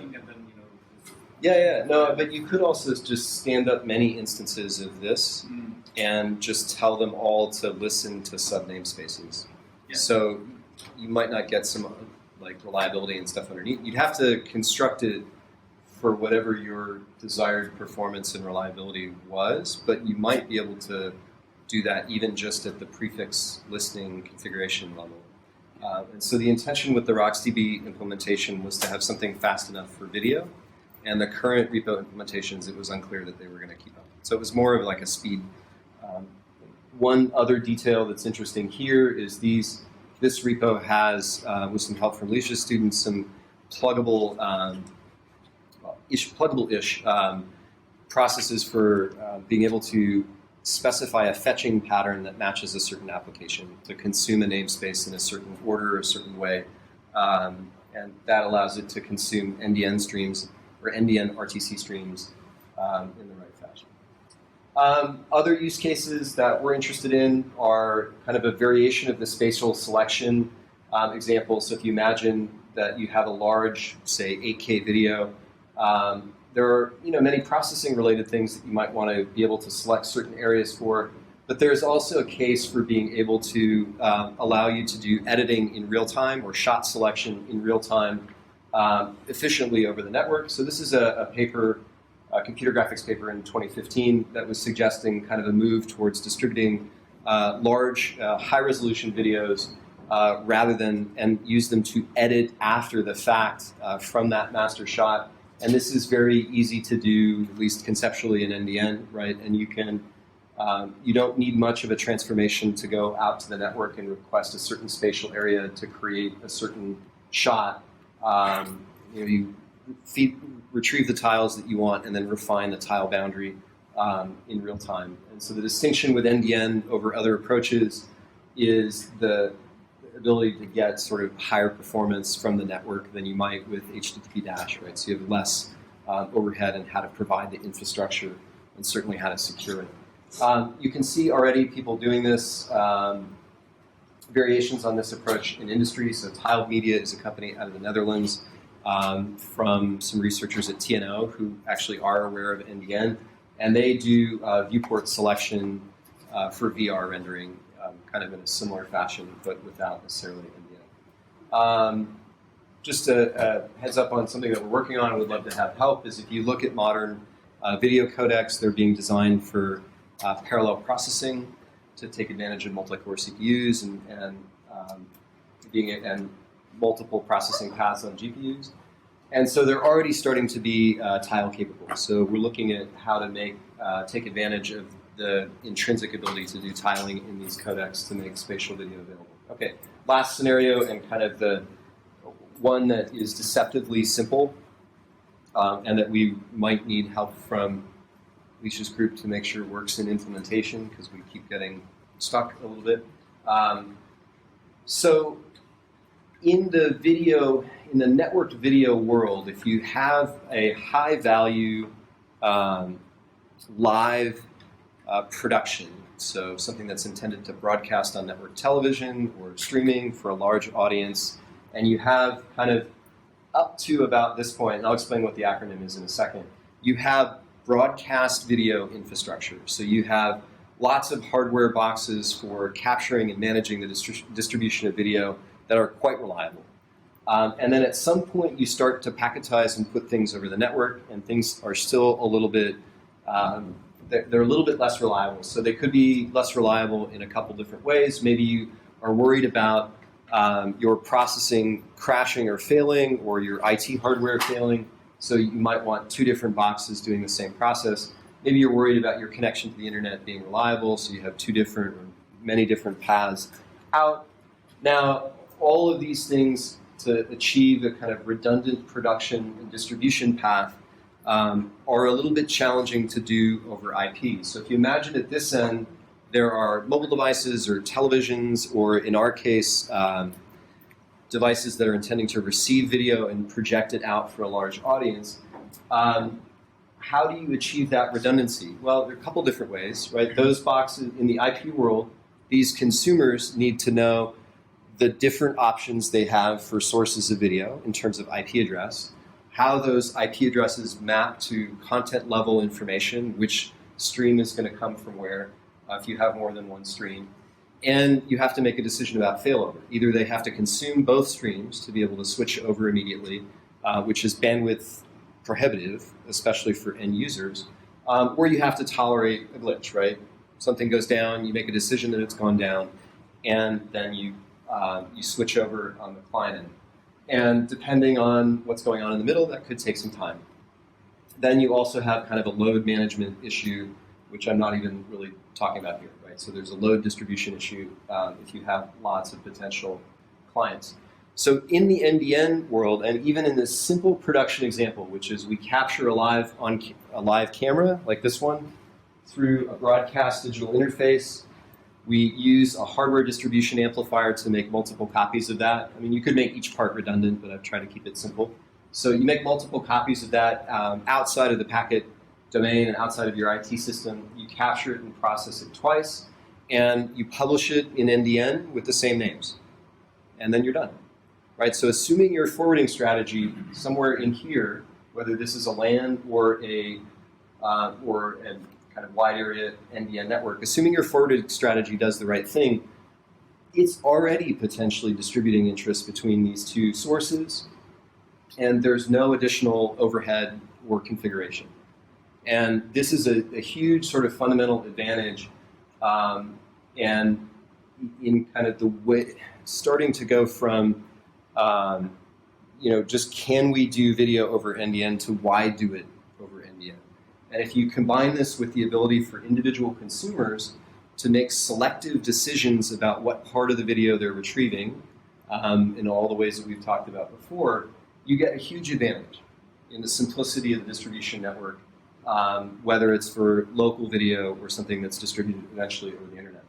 And so we really want to demonstrate this, and we keep getting stuck on strategy, configuration, or something in NFT, so we would like to talk with Licia and others about exactly what we need to do to make this really work in an easy way. Maybe it's something simple, but we're still trying to debug it. Jeff, yeah. when you say the same name, I guess I'm still a bit confused. Yeah. You're not making two pieces of data with the same. So the NDN orthodoxy, right, is that data is immutable. And so when you are digitizing that data and making a choice to make two packets with the same name, this example is specifically constructed to kind of make that okay, right? So up to this point, the bits on the wire coming in from the video are exactly the same. And assuming that the processing here is the same, the output here is exactly the same. So there's no difference in the data. And so the proposal here is there's no difference in the data, so it can have the same name. And the distinction is actually in the key locator. So we can uniquely sign that data based on this producer. And so the data is distinguished by being different producers that are both authorized to produce in the namespace, with the data being the same. And there might, if there's some variation in the output here or some noise that's introduced, the kind of caveat is the same for the application's purposes. And so I think that's there may be a discussion, like if there's one bit of noise that's different in the corner that's irrelevant for the application, can it have the same name or not? And so kind of maybe not in some very like fine-grained way of thinking, but from our perspective, it's the same data, it can have the same name, we can use the key locator to uniquely identify the source. So it's an interesting discussion, but this example is kind of constructed to fit with the orthodox view of immutable data. And then I just have the risk of sounding because I have a hammer, everything looks like a nail. Yeah. I think you should be thinking about sub-models, real type stuff, not this stuff that's screen-oriented, using NDN. I think you might come up with something really interesting that would help you out a little bit, just by going up one level from the In a sense, I think we are. It's an interesting. I think that it depends on exactly what you mean by pub/sub. In the sense that the way that we think about this right now is when we talk about, in the examples that Peter's giving and kind of the way the library operates, we're of course talking about chunk by chunk packet names, and in a namespace that looks kind of like this. But in the library, when you specify a video prefix, you're actually specifying something more like this. And so actually, this is it's not exactly mutable video, but it's sort of video. The data is changing. It's a stream. And the overall model is that we would like to share available names. So if foo is a video, we would like to share available videos at that level of the namespace using sync. And so that's why psync is supported in the NDN CNL library. That's the basis of TouchNDN. And then, kind of what we're exposing in Touch Designer is the immutable frames that are coming in, and that name could be a little more complex, as in some of the earlier examples, to allow selection of an area or quality. And this is what we're exposing in Touch Designer if you wish to work with frames. And then somewhere in the library is the details of what that looks like on the wire. And so, are we doing publish subscribe? We're kind of already doing publish subscribe, in that the library is what you are making a subscription with. So as a NDN RTC publisher, you publish under this prefix, and that's the prefix that you give to your potential consumers, and they consume kind of here. And when you, as an application developer, tell the library, get this stream, it is essentially creating a subscription from that view of the application.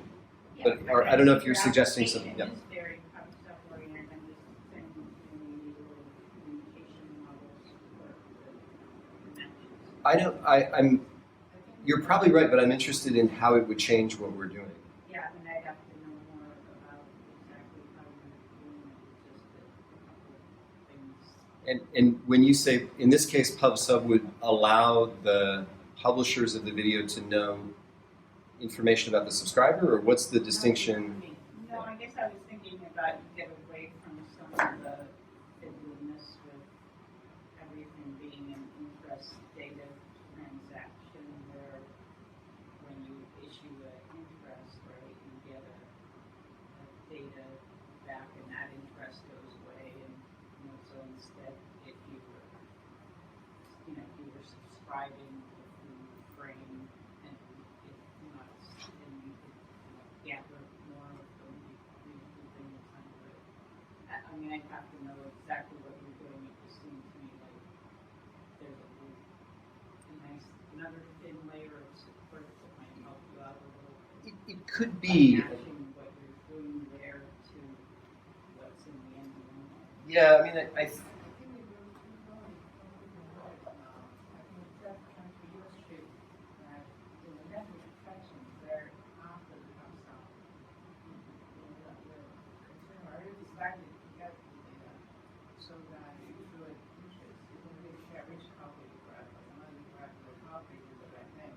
Right.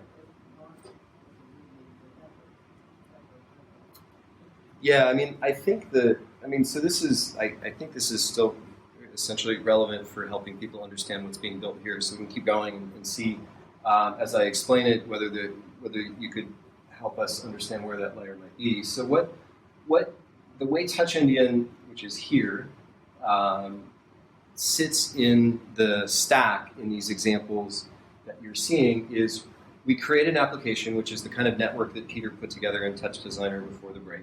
That sits on top of this Touch Designer environment and graphical interface, which in turn consists of a renderer and a Python scripting language, and then the rest of the components.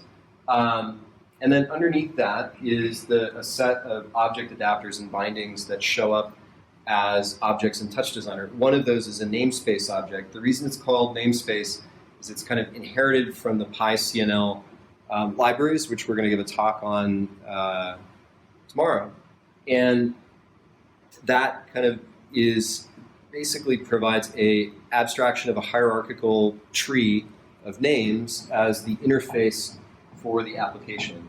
And so it's not exactly PubSub, but it's in that, it's kind of playing that similar role where you attach handlers in the namespace to achieve certain goals. One of the handlers that you can attach is an NDN RTC handler that fills a subtree in a namespace with NDN RTC packets, and that is what creates the streaming. Others are kind of basic messaging for things like exchanging JSON objects, and then that goes kind of downwards into the libraries all the way down to NFD. So that's the structure of the stack, and I think actually we have kind of somewhere in here is essentially a PubSub style of thinking between the application and the library, if not into the network itself. And then finally, just because we should have a namespace diagram, I guess, in a tutorial, we're happy to show this later, but underneath this are namespaces that are specifically constructed for video streaming. that we talked about in other tutorials that exist that are kind of a stream of individual frame objects, as well as some metadata about the latest data in the prefix and the overall stream. The only point I want to make is that we've started to generalize that. So these are an instance of a generalized namespace format, and that generalized format for moving objects around the network is what Peter's going to use in the next demo. Okay, so to find... Sorry, just to make sure. So do you consider that you can have different names referencing the same object? Because if you want to, for the selective fetching, like I mean, either you put all the filtering features in the name. Yep. Or in this application, I don't think we know yet, right? I mean, I think that the way that it will start is they'll be in the name. okay, so you have to put all the features by which you can filter in the name, and then Yeah, and then the kind of the design question is which feature goes first in the ordering, and that's when you might start to think, well, should I have different names, and probably if that becomes necessary, we'd follow the approach in some other applications that might, yes, there would be other names, and they would be linked into, you'd have link objects into a canonical namespace, or they'd have a pattern for name selection. So in the talk on NDN CNL at the end, we're going to give an example of wildcard matching on in-memory namespace representations. So the general idea is, if you are, some part of this is being represented in a namespace tree in memory in the PyCNL library. So this is kind of the divergence, but I think it'll answer your question. So in the common name library, actually the C++ version, I guess, of the common name library, this holds an in-memory representation of the names that it knows about, at least within some performance constraints. And so as long as you know the name structure of the names that you're interested in getting, you could potentially do wildcard matching on it to generate interests that are, where the hierarchy doesn't matter, where you can you can construct the names that you need kind of independently of the hierarchy and just issue, and pretty simply from the application's perspective. That's not quite here yet because you need kind of a template idea to be able to do that, but we're thinking about the alternatives of, do you put many names on the network that link into the into a canonical namespace, or do you put some knowledge of a template or schema for the names that you can use to do the selections that you're describing? So first we have to just get the basics working, but it is something that we thought about. Okay, so those are a few of the use case examples. I think in this particular case, that this is very much driven from a stream processing model that comes from video. I think you could look at it in a publish-subscribe perspective, but for the people that are kind of thinking about video systems, this stream-based processing is maybe the way that they would start. So pause for questions, or we can go up a level. There are more people here now. If you need us to recap anything, we can do that. And then we're going to switch gears to do a bit of hands-on with the people that are following along, and for others, we can explain what we're doing. But before that, what questions do you have? And I know people have just come in, so we can recap a bit if we need to.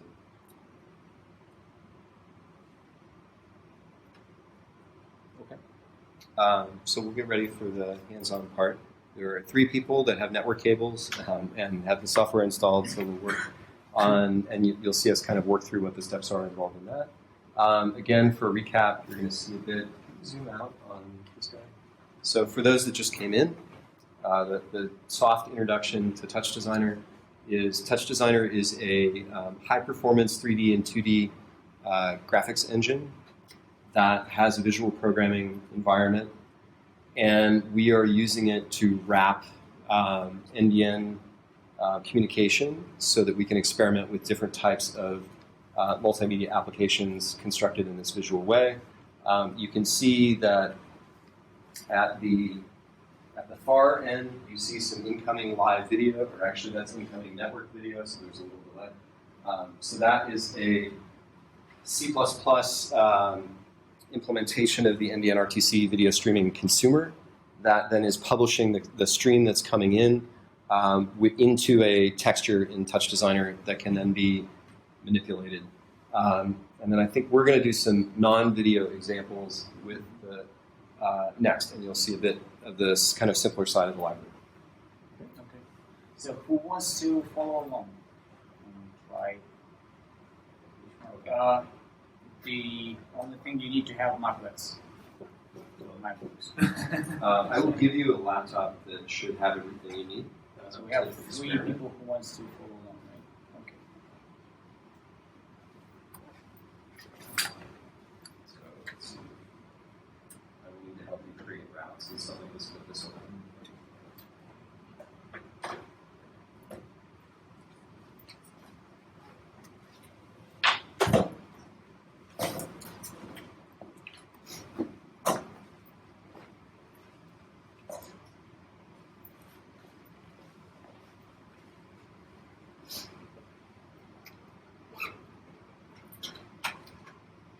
While he's setting up, this is going to be an example over layer 2.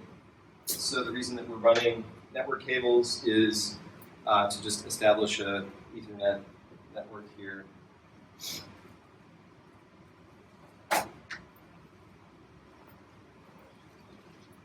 You can just as easily do it over an IP overlay or anything supported by NFT. And I mean, the macOS requirement higher. Touch Designer application? No, Touch Designer is on both Windows and macOS. It just comes from, there's not enough personnel to do it's not easy to get NFD and everything running on Windows without spending some time. And what's that? In Linux, not Windows. So Touch Designer is Mac and Windows only. I don't see a Linux version coming anytime soon in their industry, but it's like the higher level. Yeah, so it's definitely the higher level. Okay. So first of all, let's start our NFD and make sure that we have routes set up. So in your folder that you copied from the USB drive, there is a script which is called setup-nfd.sh.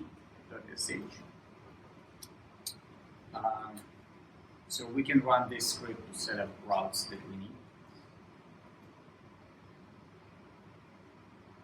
So navigate to your folder.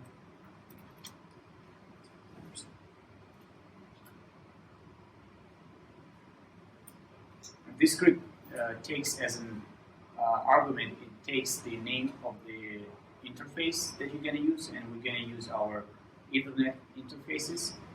So we need to know the name of it. And to check the name of it, I mean, you can try running ifconfig, and for example, this is my interface, EN21, so I can just do setup NFD, EN21.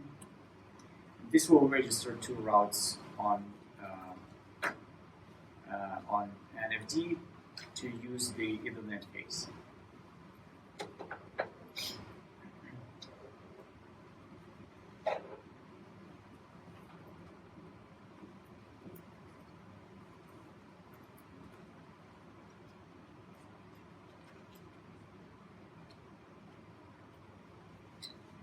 So once we've done this, we can open Touch Designer, clean project. Let's stop and make sure everybody's been able to complete this. Okay. It should be.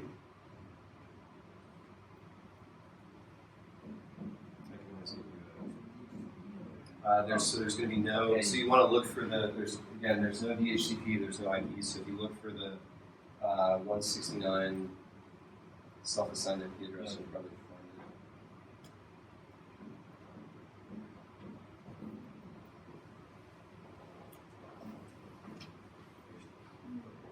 So this looks like you're not this, and then you can try to reconnect.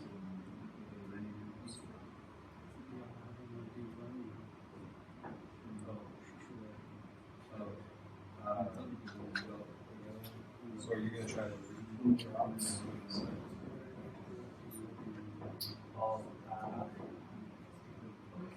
And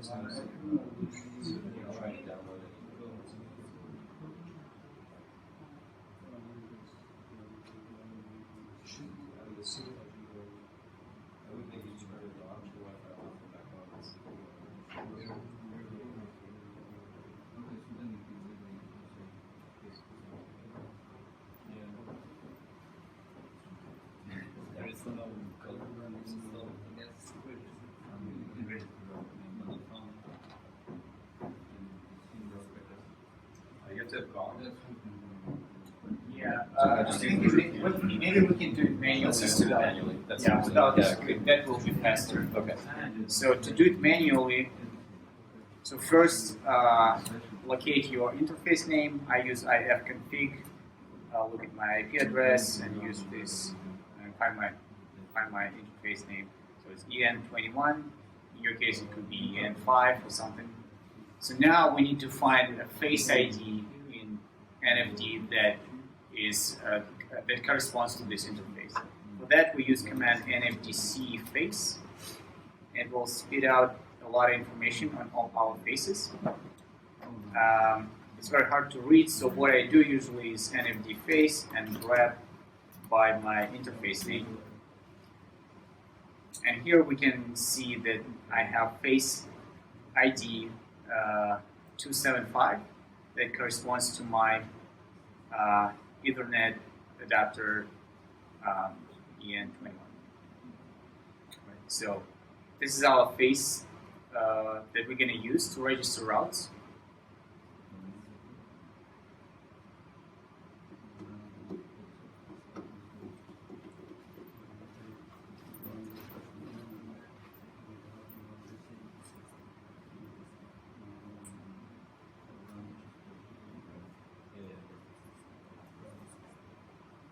Is TouchNDN regression when you open example? Don't open example. Don't open Don't example. open the example. Don't open the example TOE. It's going to be a different file. We're going to build it.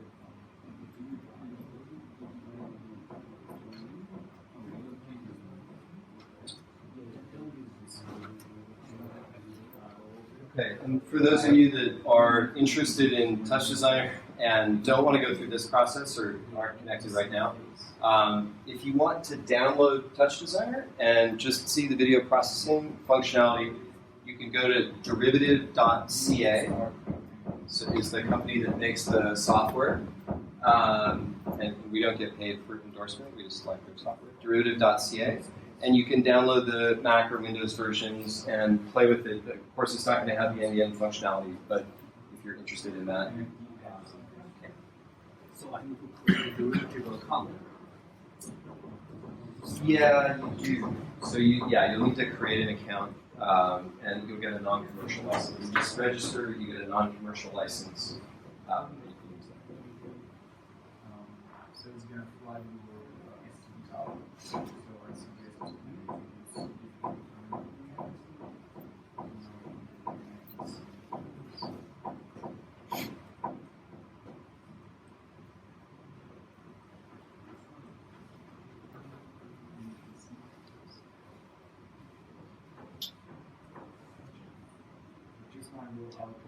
Sure.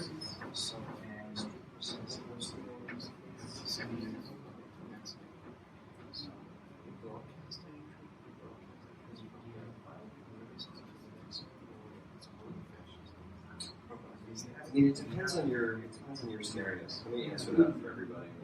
It's an interesting question. So, while Peter's, are you guys nearly done, or?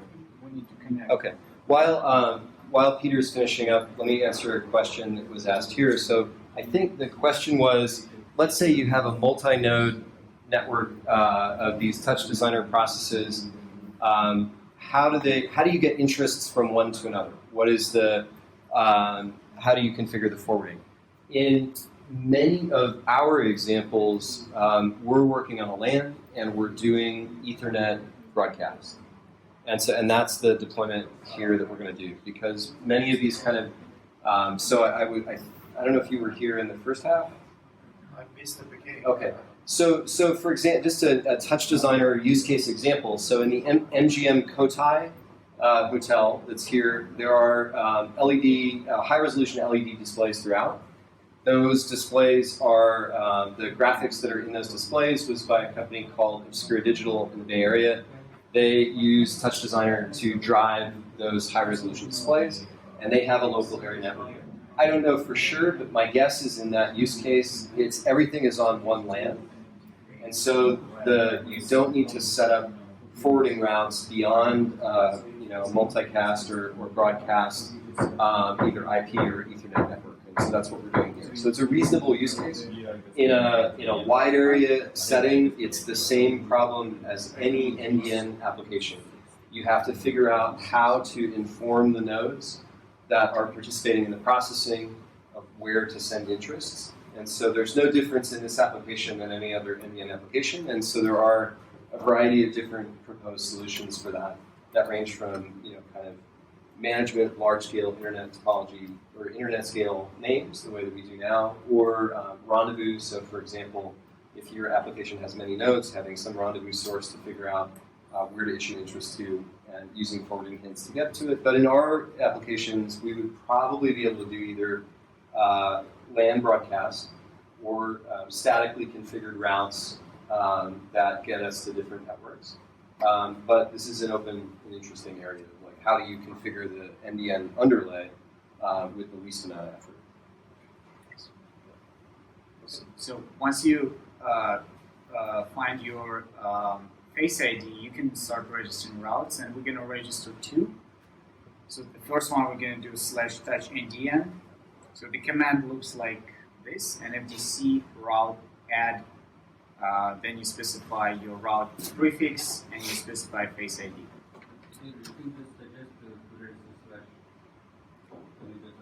Yeah, or you can do an FDC add / and Face ID. I'm not going to do it because I don't trust it.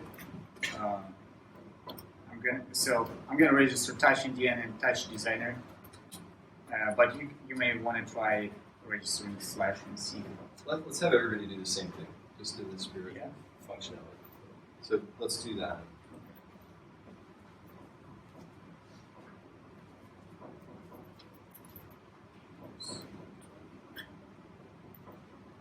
So when you type NFDC route, you should see few prefixes, and in my case it's 3, and 2 of them that I've just registered, which is /TouchNDN and /TouchDesigner.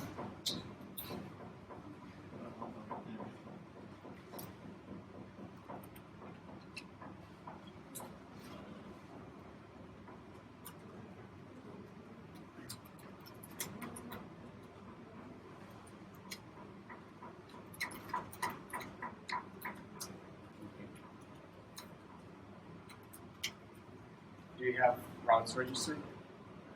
Yeah.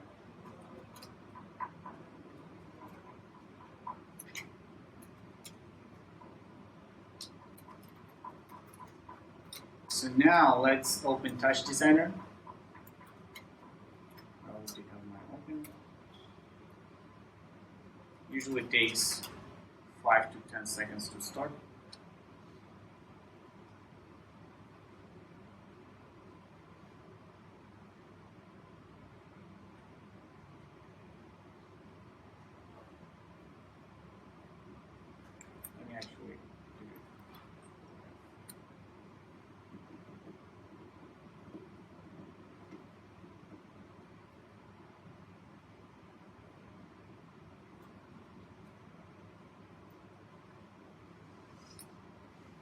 So by default, it will look like this. We'll have many panels open, so we can close the panel on the left side. We can press P on the keyboard to remove the parameters dialog. P? P. And then we can just select all the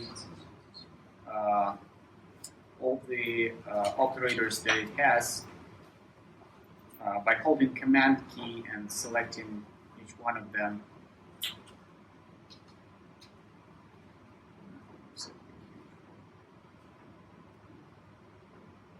We we're just gonna delete them. So it's empty project. Or Command A. Oh yeah, Command A, you select all the operators and you delete them. And we want to save our file into the folder that you have, which is TouchNDN workshop folder.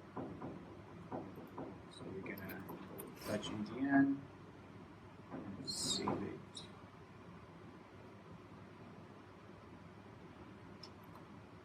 Saving the default stuff? No, the clean project after you deleted the default stuff.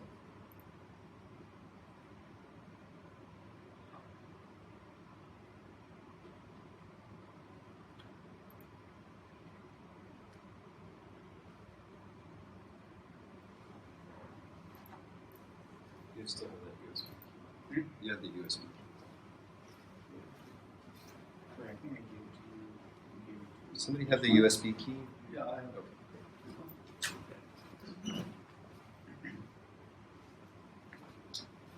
Let me know when you're done.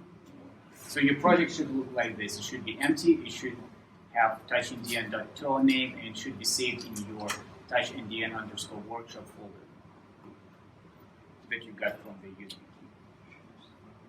Is it different from yesterday? Is the file name, is it different from yesterday? The folder? Is the file name important? No.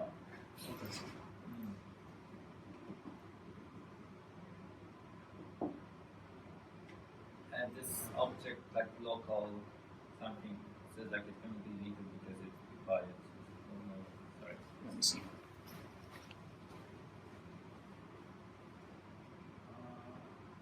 Okay. That is yeah, let's do it again.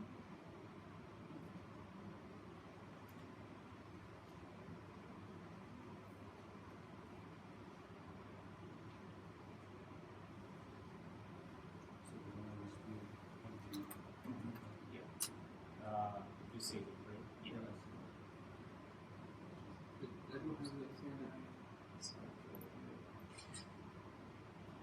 And now see it.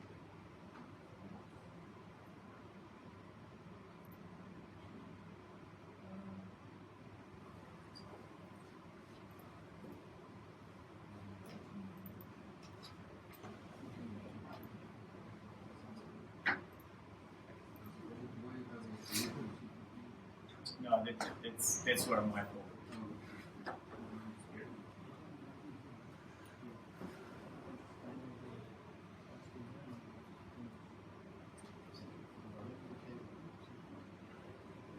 Okay.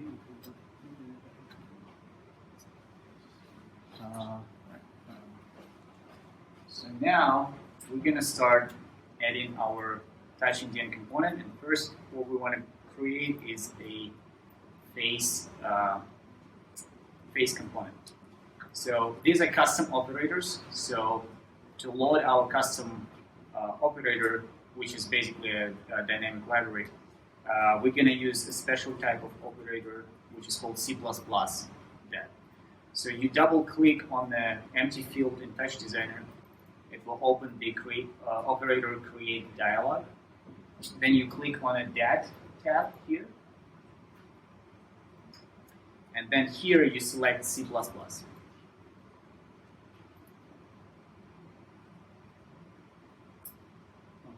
open this dialog? Double click on anywhere on empty space in Touch Designer.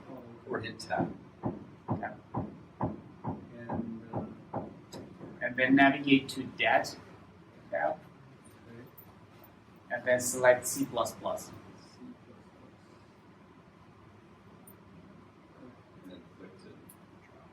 And then click on it, and you will see there is a rectangle follows our mouse. So if we click again, we're gonna drop the operator where our cursor is. So I'm gonna zoom in.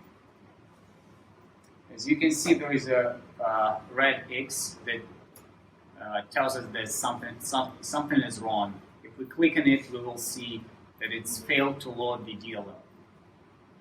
Which is a valid concern because we haven't specified which DLL to load. So before we do this, we're gonna rename it. So here you select it and just type face.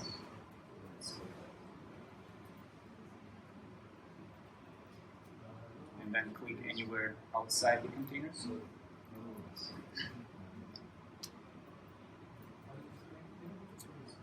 You just click on this field and you can type here anything.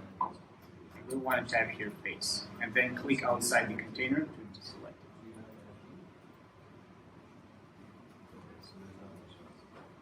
it.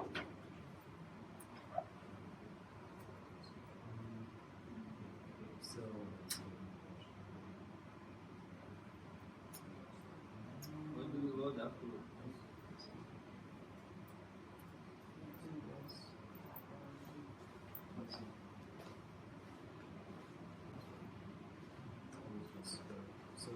Touch Designer, you can zoom in and zoom out. So make sure, let me demonstrate. So when you mouse scroll, allows you to zoom in and zoom out to see your network better. If you want to scale your zoom to get all the operators in your window, you will click H on a keyboard, and it will zoom in just enough to to show you all the operators that you have. And so zoom in and out is double finger drag in Touch. Right? Zoom in, zoom out is Yeah. So if you're having trouble zooming in and zooming out, it's not stretch and squish. It's two fingers. Yeah, it's like scroll. Right? Yeah, it's the scroll. So now we want to load our DLL. For that, you can either right click on the operator and select parameters, or you can select your operator and press P on a keyboard. It will open the parameters window. And you can see here that one of the parameters is the plugin path. And if you save your project in the TouchNDN workshop folder, your path should look like this. TouchNDN, plugins. This is the folder with the plugins, and then the plugin we want to load is face dat, all capital, dot plugin.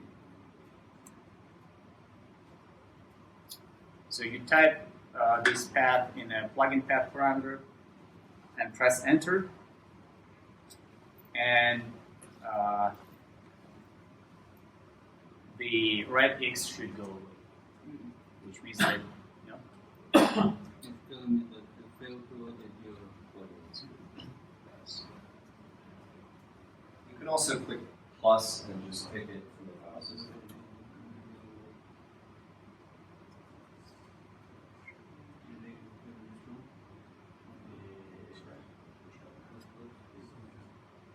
Just hit or either click away.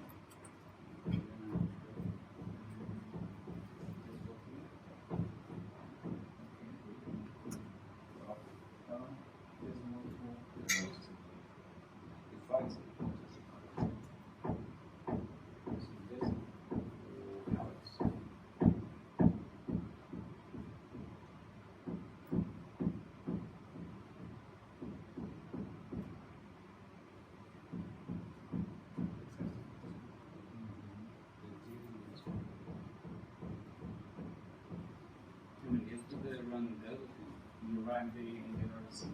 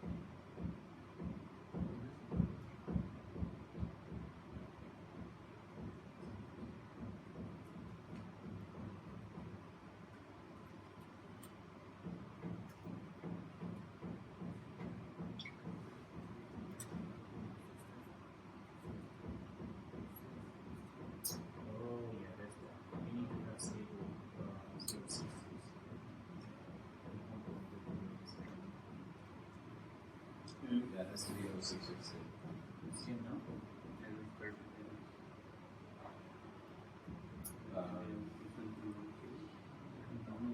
Yeah, I mean, so, okay, yeah, so maybe I think we were not specific enough about the NFT version. So it should be NFT 066 stable, not the head of the GitHub repo.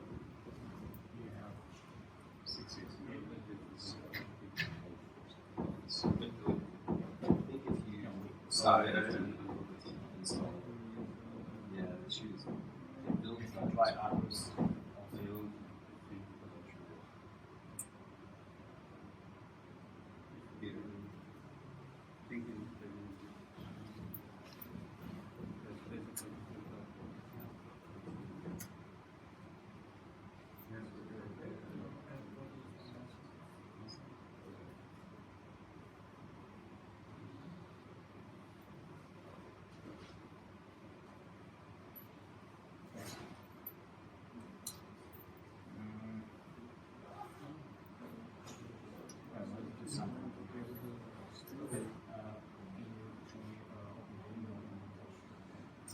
So you would go to create an account.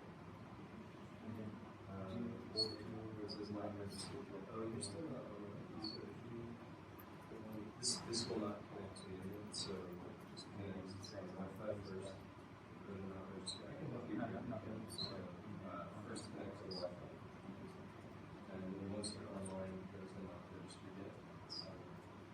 And then once you've done that,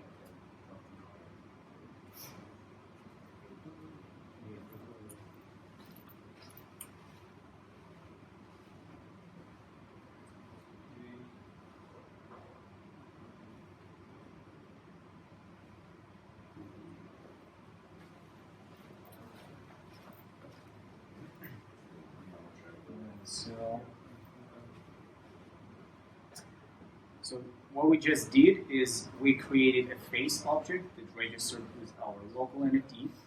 And you can take a look at the parameters here. So once you load it, it opened additional tabs here. And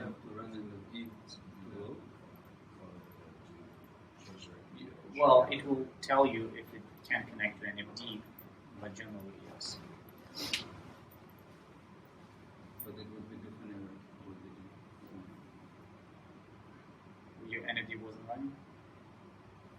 Oh yeah, try to run NFT. By default, it connects to localhost, and it tells you if it cannot connect to it. So we're not going to dive into details here because we want to do more interesting stuff. So we want to load another plugin, which is a keychain.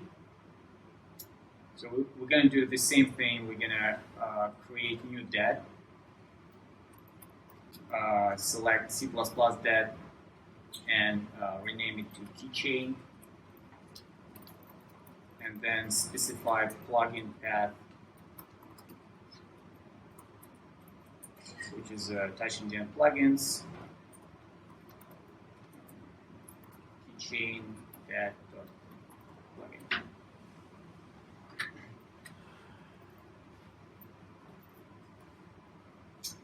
And now let's make sure that we have it.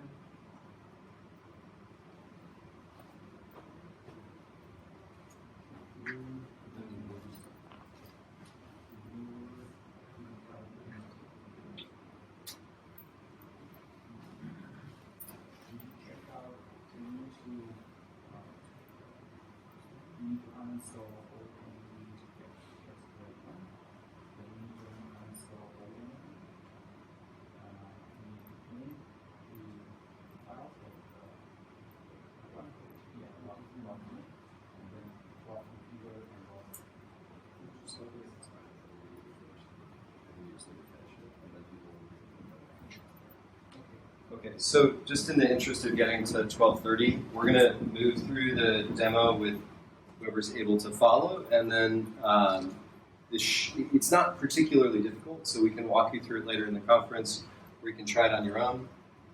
The kind of key issue here is you have to have NFT 0.66 stable, which was, I think, where we were running into trouble. So let's keep going. Okay, so we're gonna add, before we do this, once we have a keychain, we want to use this keychain in a face so that the face will be able to register prefixes with the NFT. So we want to, let's do it a simple way. Select face dat, and then in the custom tab parameters, there is a field called keychain dat, and here you just specify name of your dat, which is a keychain. So just type in keychain and press enter. And you can see there is a gray arrow from keychain to the face dat, which means that the face is referencing something from the keychain. In this case, this something is the whole operator. So basically, we created this binding between keychain and the face.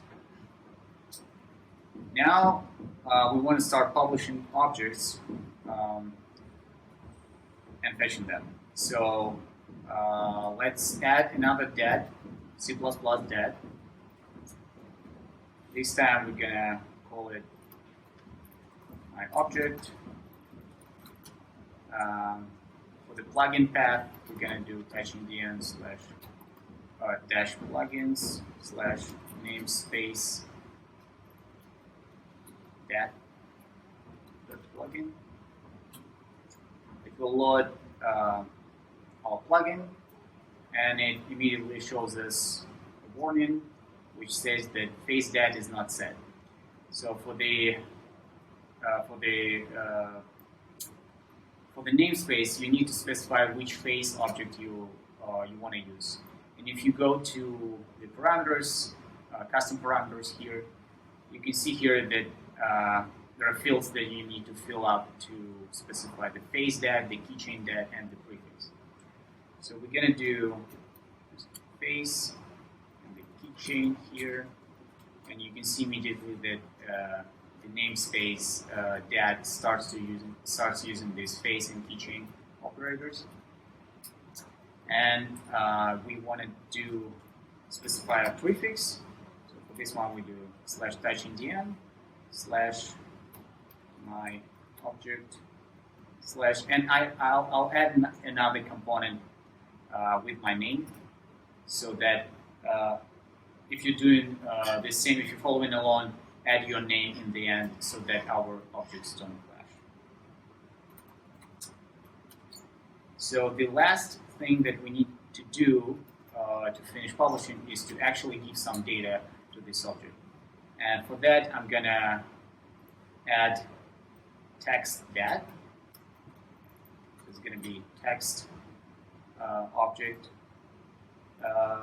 By default, it's empty. To add more data, click on the bottom right. There is a little plus icon here, so click on that, and it changes the view for the operator. You can click inside and start typing.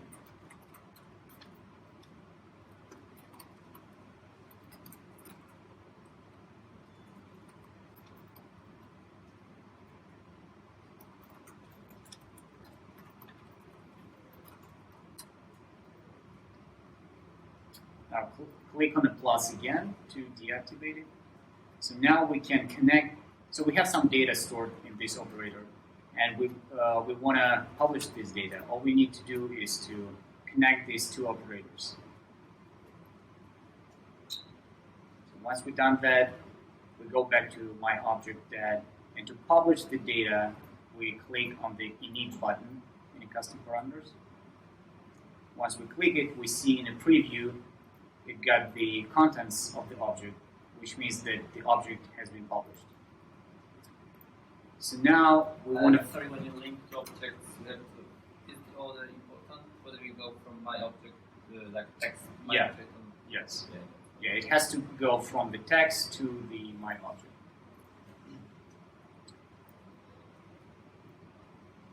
So now we want to fetch this object.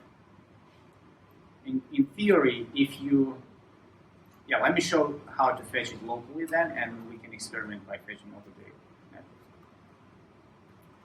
So to fetch it, to fetch the object, we're gonna add another C++ dat, which we're not gonna bother to give it a new name. We need to load the plugin, the namespace plugin again. We need to specify face and a keychain.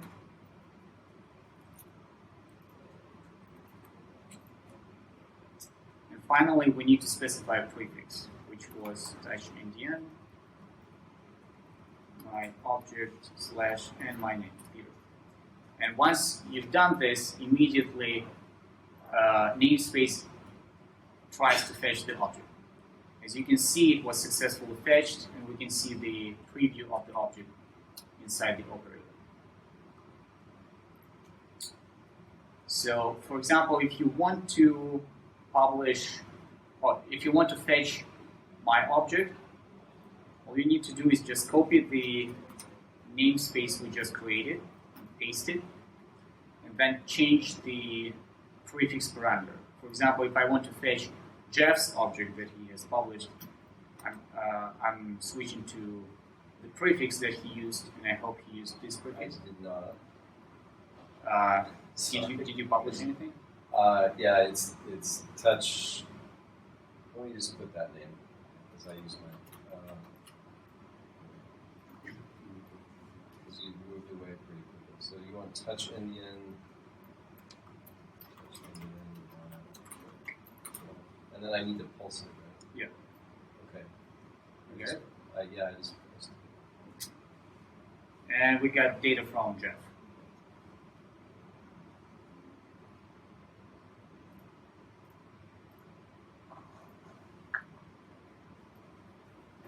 Should I send you a banana? Not yet. Well, we have 15 minutes. Let's see how everyone else is doing. How So you guys? Everybody, or those who are, I think there's only one person following live. So were you able to publish with the Zoom? No, I had a problem with this text. Just like when I connected them, it disappeared. So there was a text in the text. Peter will troubleshoot. So while Peter's doing that, for those of you that are not following along on the computer, let me just generally kind of describe the design philosophy here. So we're trying to represent high-level objects for programming in NDN. So there's a mix of kind of where these objects fall in a stack, but let me try to explain quickly. So face is an interface to the network, just as if you're programming in one of the available libraries for NDN. And keychain right now is getting a default certificate from the local keychain. These are essentially analogous to if you programming in NDN CXX or CCL, the types of things that you're creating in order to interact with the network. And the reason that we left those lower level objects there are for people to be able to experiment with multiple interfaces fairly easily.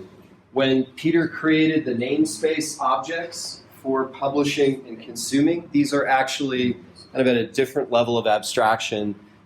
So these are analogous to what's available in the Common Name Library, which is our experimental library that provides a namespace-based interface to NDN objects.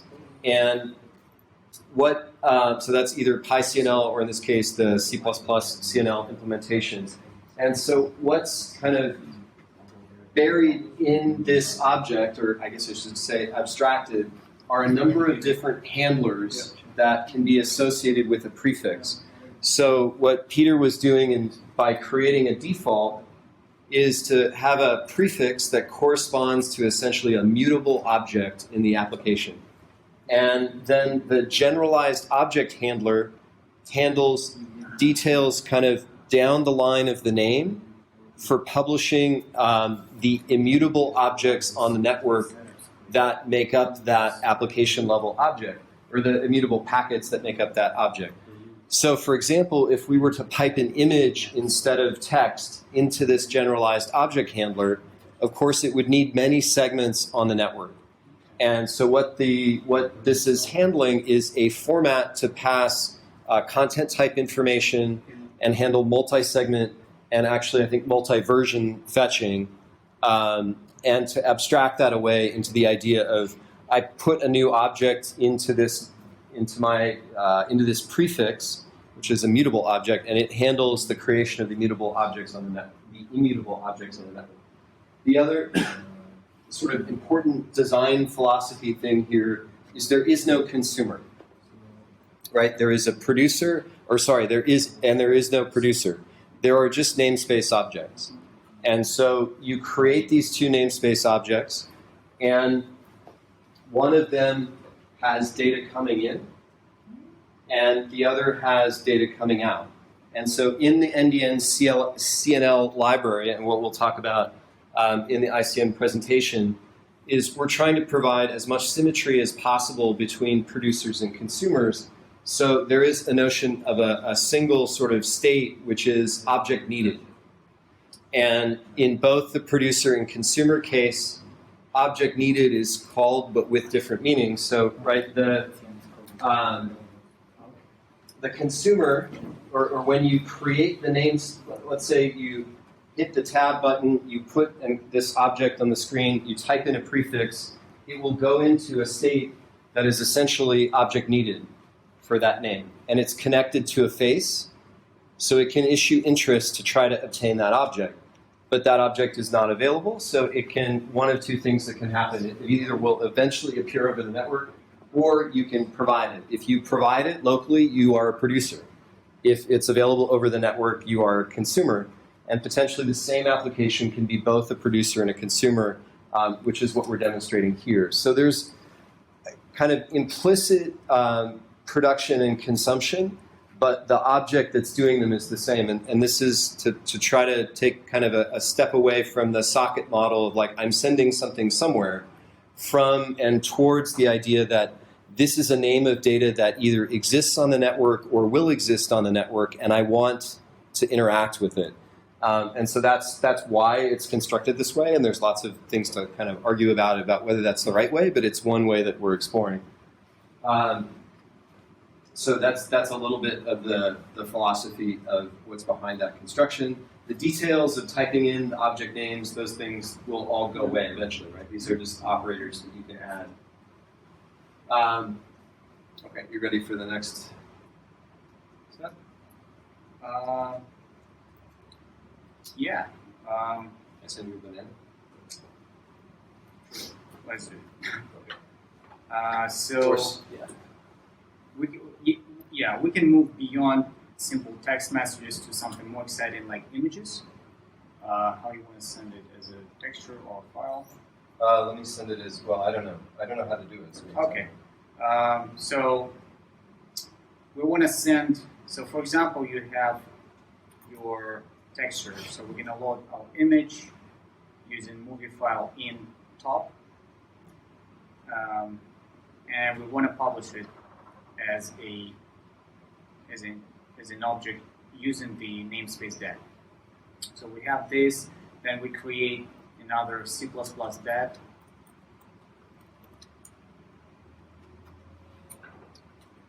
We load it, TouchNDN plugins / namespace dat plugin. Then we configure it to use face and a keychain.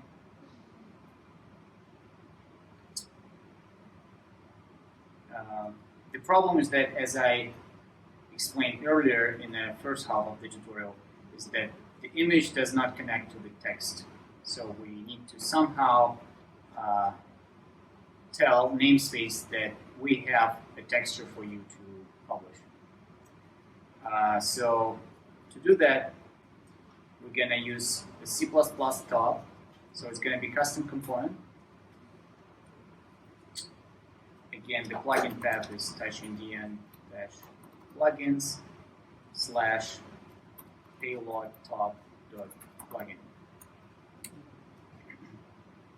So it has no specific, no special parameters in it. It has no inputs right now. So before we publish the image, let's downscale the resolution, because the raw image of 1080 of 720p size is a lot of bytes, so we want to down-res it. So we use resolution top. We connect our banana to the resolution top. In the resolution top, we select in the comment tab. We specify divide resolution by 8. So now we have a lower resolution image that we connect to the payload. And we can rename our payload.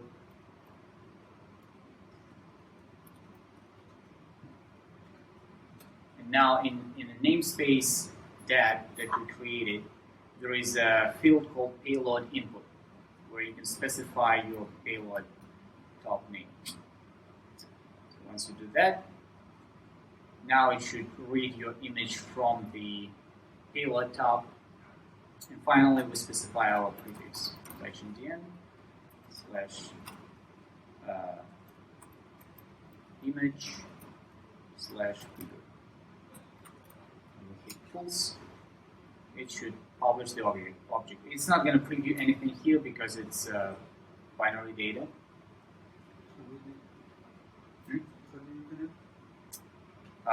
You need C++ top. Yeah. You just go to payload input here and specify the name of your payload top. On the receiver end, we will do exactly the same. Meaning, but except payload input, we're going to specify payload output. And we're going to need our C++ top, which is going to be payload again.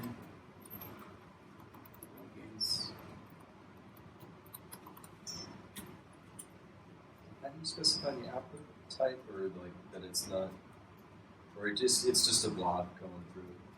Yeah.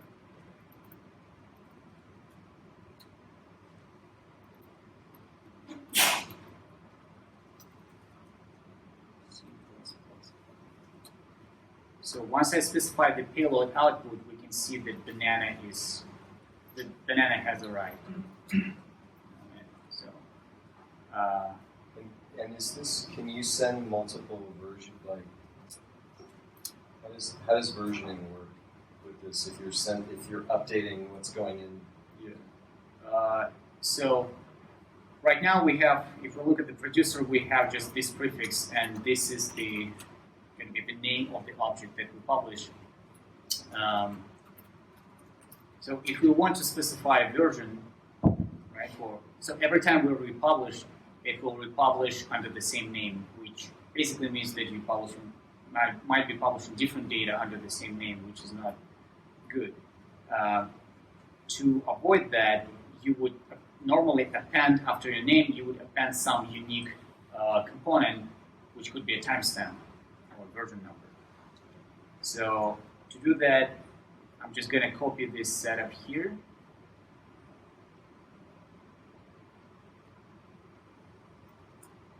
For the producer. So we're going to leave everything as it is, except here there is a toggle which is called versioned. And what it will do, it will automatically append a version number that corresponds to the timestamp every time this object is published. And I'm going to copy these operators for the consumer side.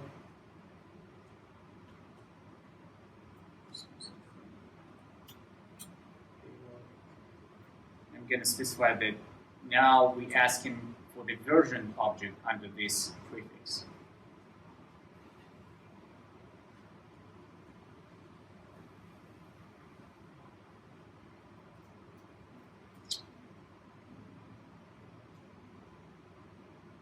Actually, let's do different prefix.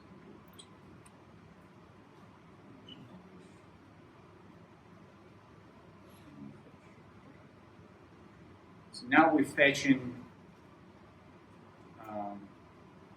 every time this consumer is asked for the object, the producer will receive this interest and add a version number to the prefix and publish data under this full prefix with the version.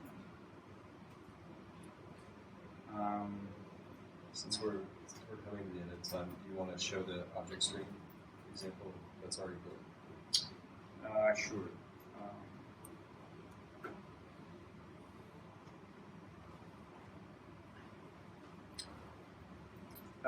Finally, what you might want to do is to publish object streams, which is basically the same thing, except that you nest this namespace of the object under a prefix that represents your stream. In a stream, you give every object a unique sequence component, sequence number component. And I have set up in your folder, you will find an example project which has different use cases. By default, they're all disabled, but to enable, just zoom in and click on X on the left side, and then zoom in into your example. So this example is called the namespace G-object stream. So here you can see that on the left side, I have a setup with the payload that is being updated in real time, right? And then on the right side, it tries to fetch this payload. And this is done through the same namespace dat, except the handler type here is generalized object stream. Previously, we used generalized object. This one is generalized object stream. And every time you click on a pulse button, it will publish new object for this stream. What I did here, I automated a little bit. I have a timer that is triggered every, triggered 10 times a second or so, actually 15 times a second. And every time it triggers, it presses this button to publish new object. Effectively, what we have here is this 15 frames per second stream of raw texture. So that's it. So that's what we have. Peter's around. We're both around the whole conference. So if you had trouble getting started here, we'd love to help you try it out and take a little bit more time. And so any questions about either implementation questions, design questions, use cases that we're thinking about, anything. And obviously you could provide different levels of abstraction within Touch Designer and collect these components in different ways to make it easier for yourself to make things. So we haven't really necessarily experimented with all the different ways to provide abstractions. This is really, I think, still pretty early in integrating NDN into Touch Designer. There are lots of performance optimizations and things that we'd be happy to talk about, but they're not really the subject as much as the programming paradigm. So any questions or comments or feedback from folks?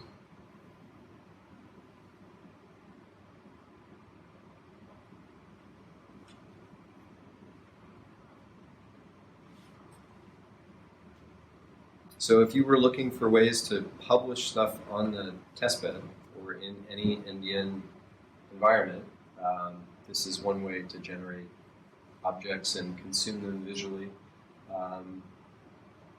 We have many other examples of kind of why we're doing this, but we'd be happy to help support that.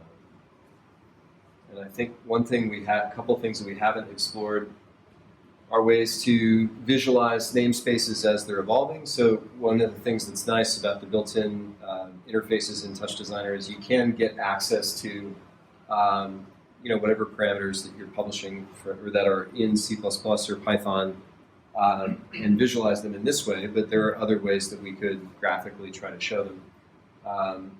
The places where we're still probably hung up the most are NDN network setup. So the configuring routes and things like that still has to happen essentially outside of the environment. So we have a couple of things that we're thinking about to try to streamline that. And then there's lots of performance work that could be done, and that's not the focus right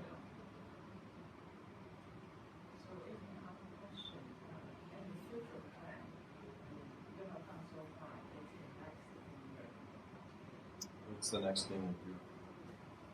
Future plan. The future plan is to have these use cases that Jeff mentioned to work. So two important ones are the live historical playback, so seamless live historical access to the data, which includes implementing a repo that we have this repo, but it needs to be updated to the latest namespaces.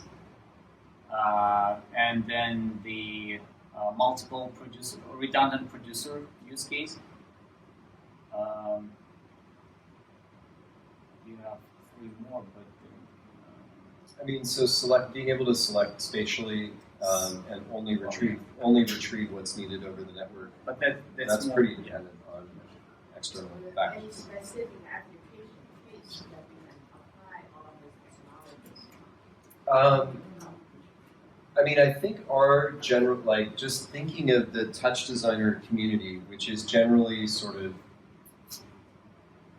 artists and designers working on creating large-scale, real-time media projects, there is no equivalent to, sort of data-centric networking.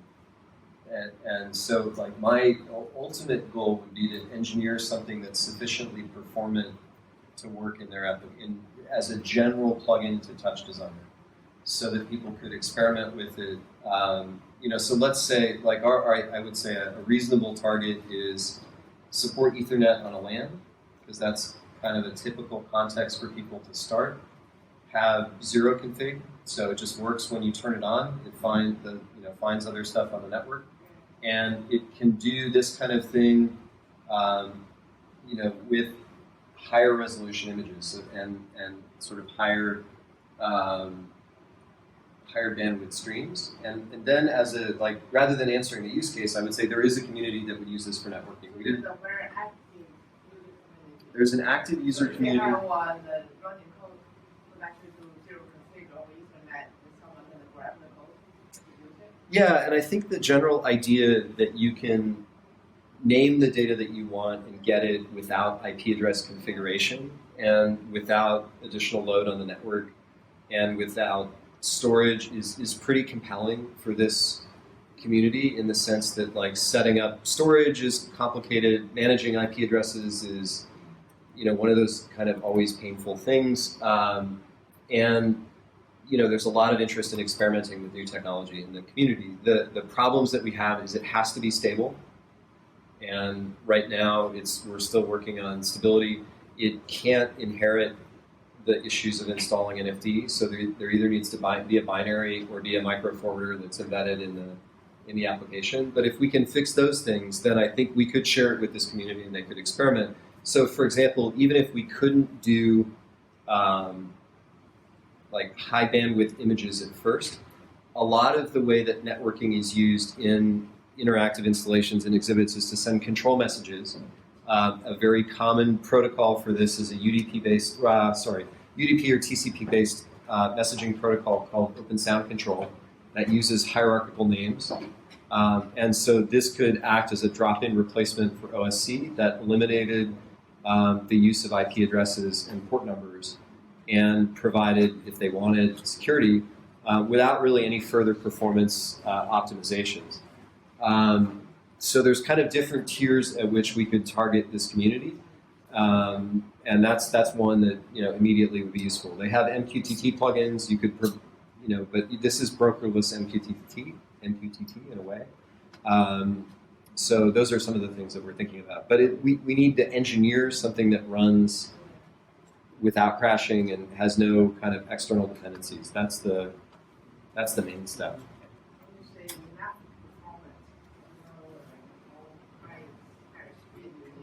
It's at least 60 frames per second.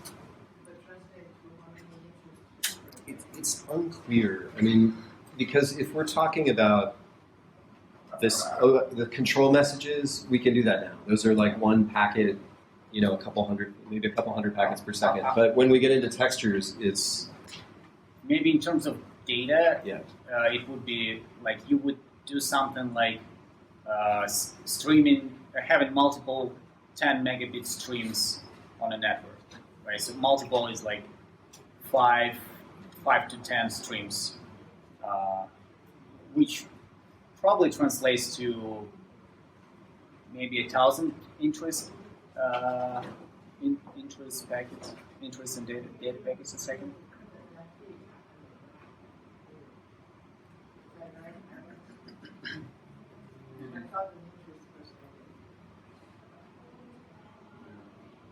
Probably. I think the takeaway is this community is oriented around high resolution and low latency, and so depending on which tier of the community you're targeting, it can become arbitrarily hard.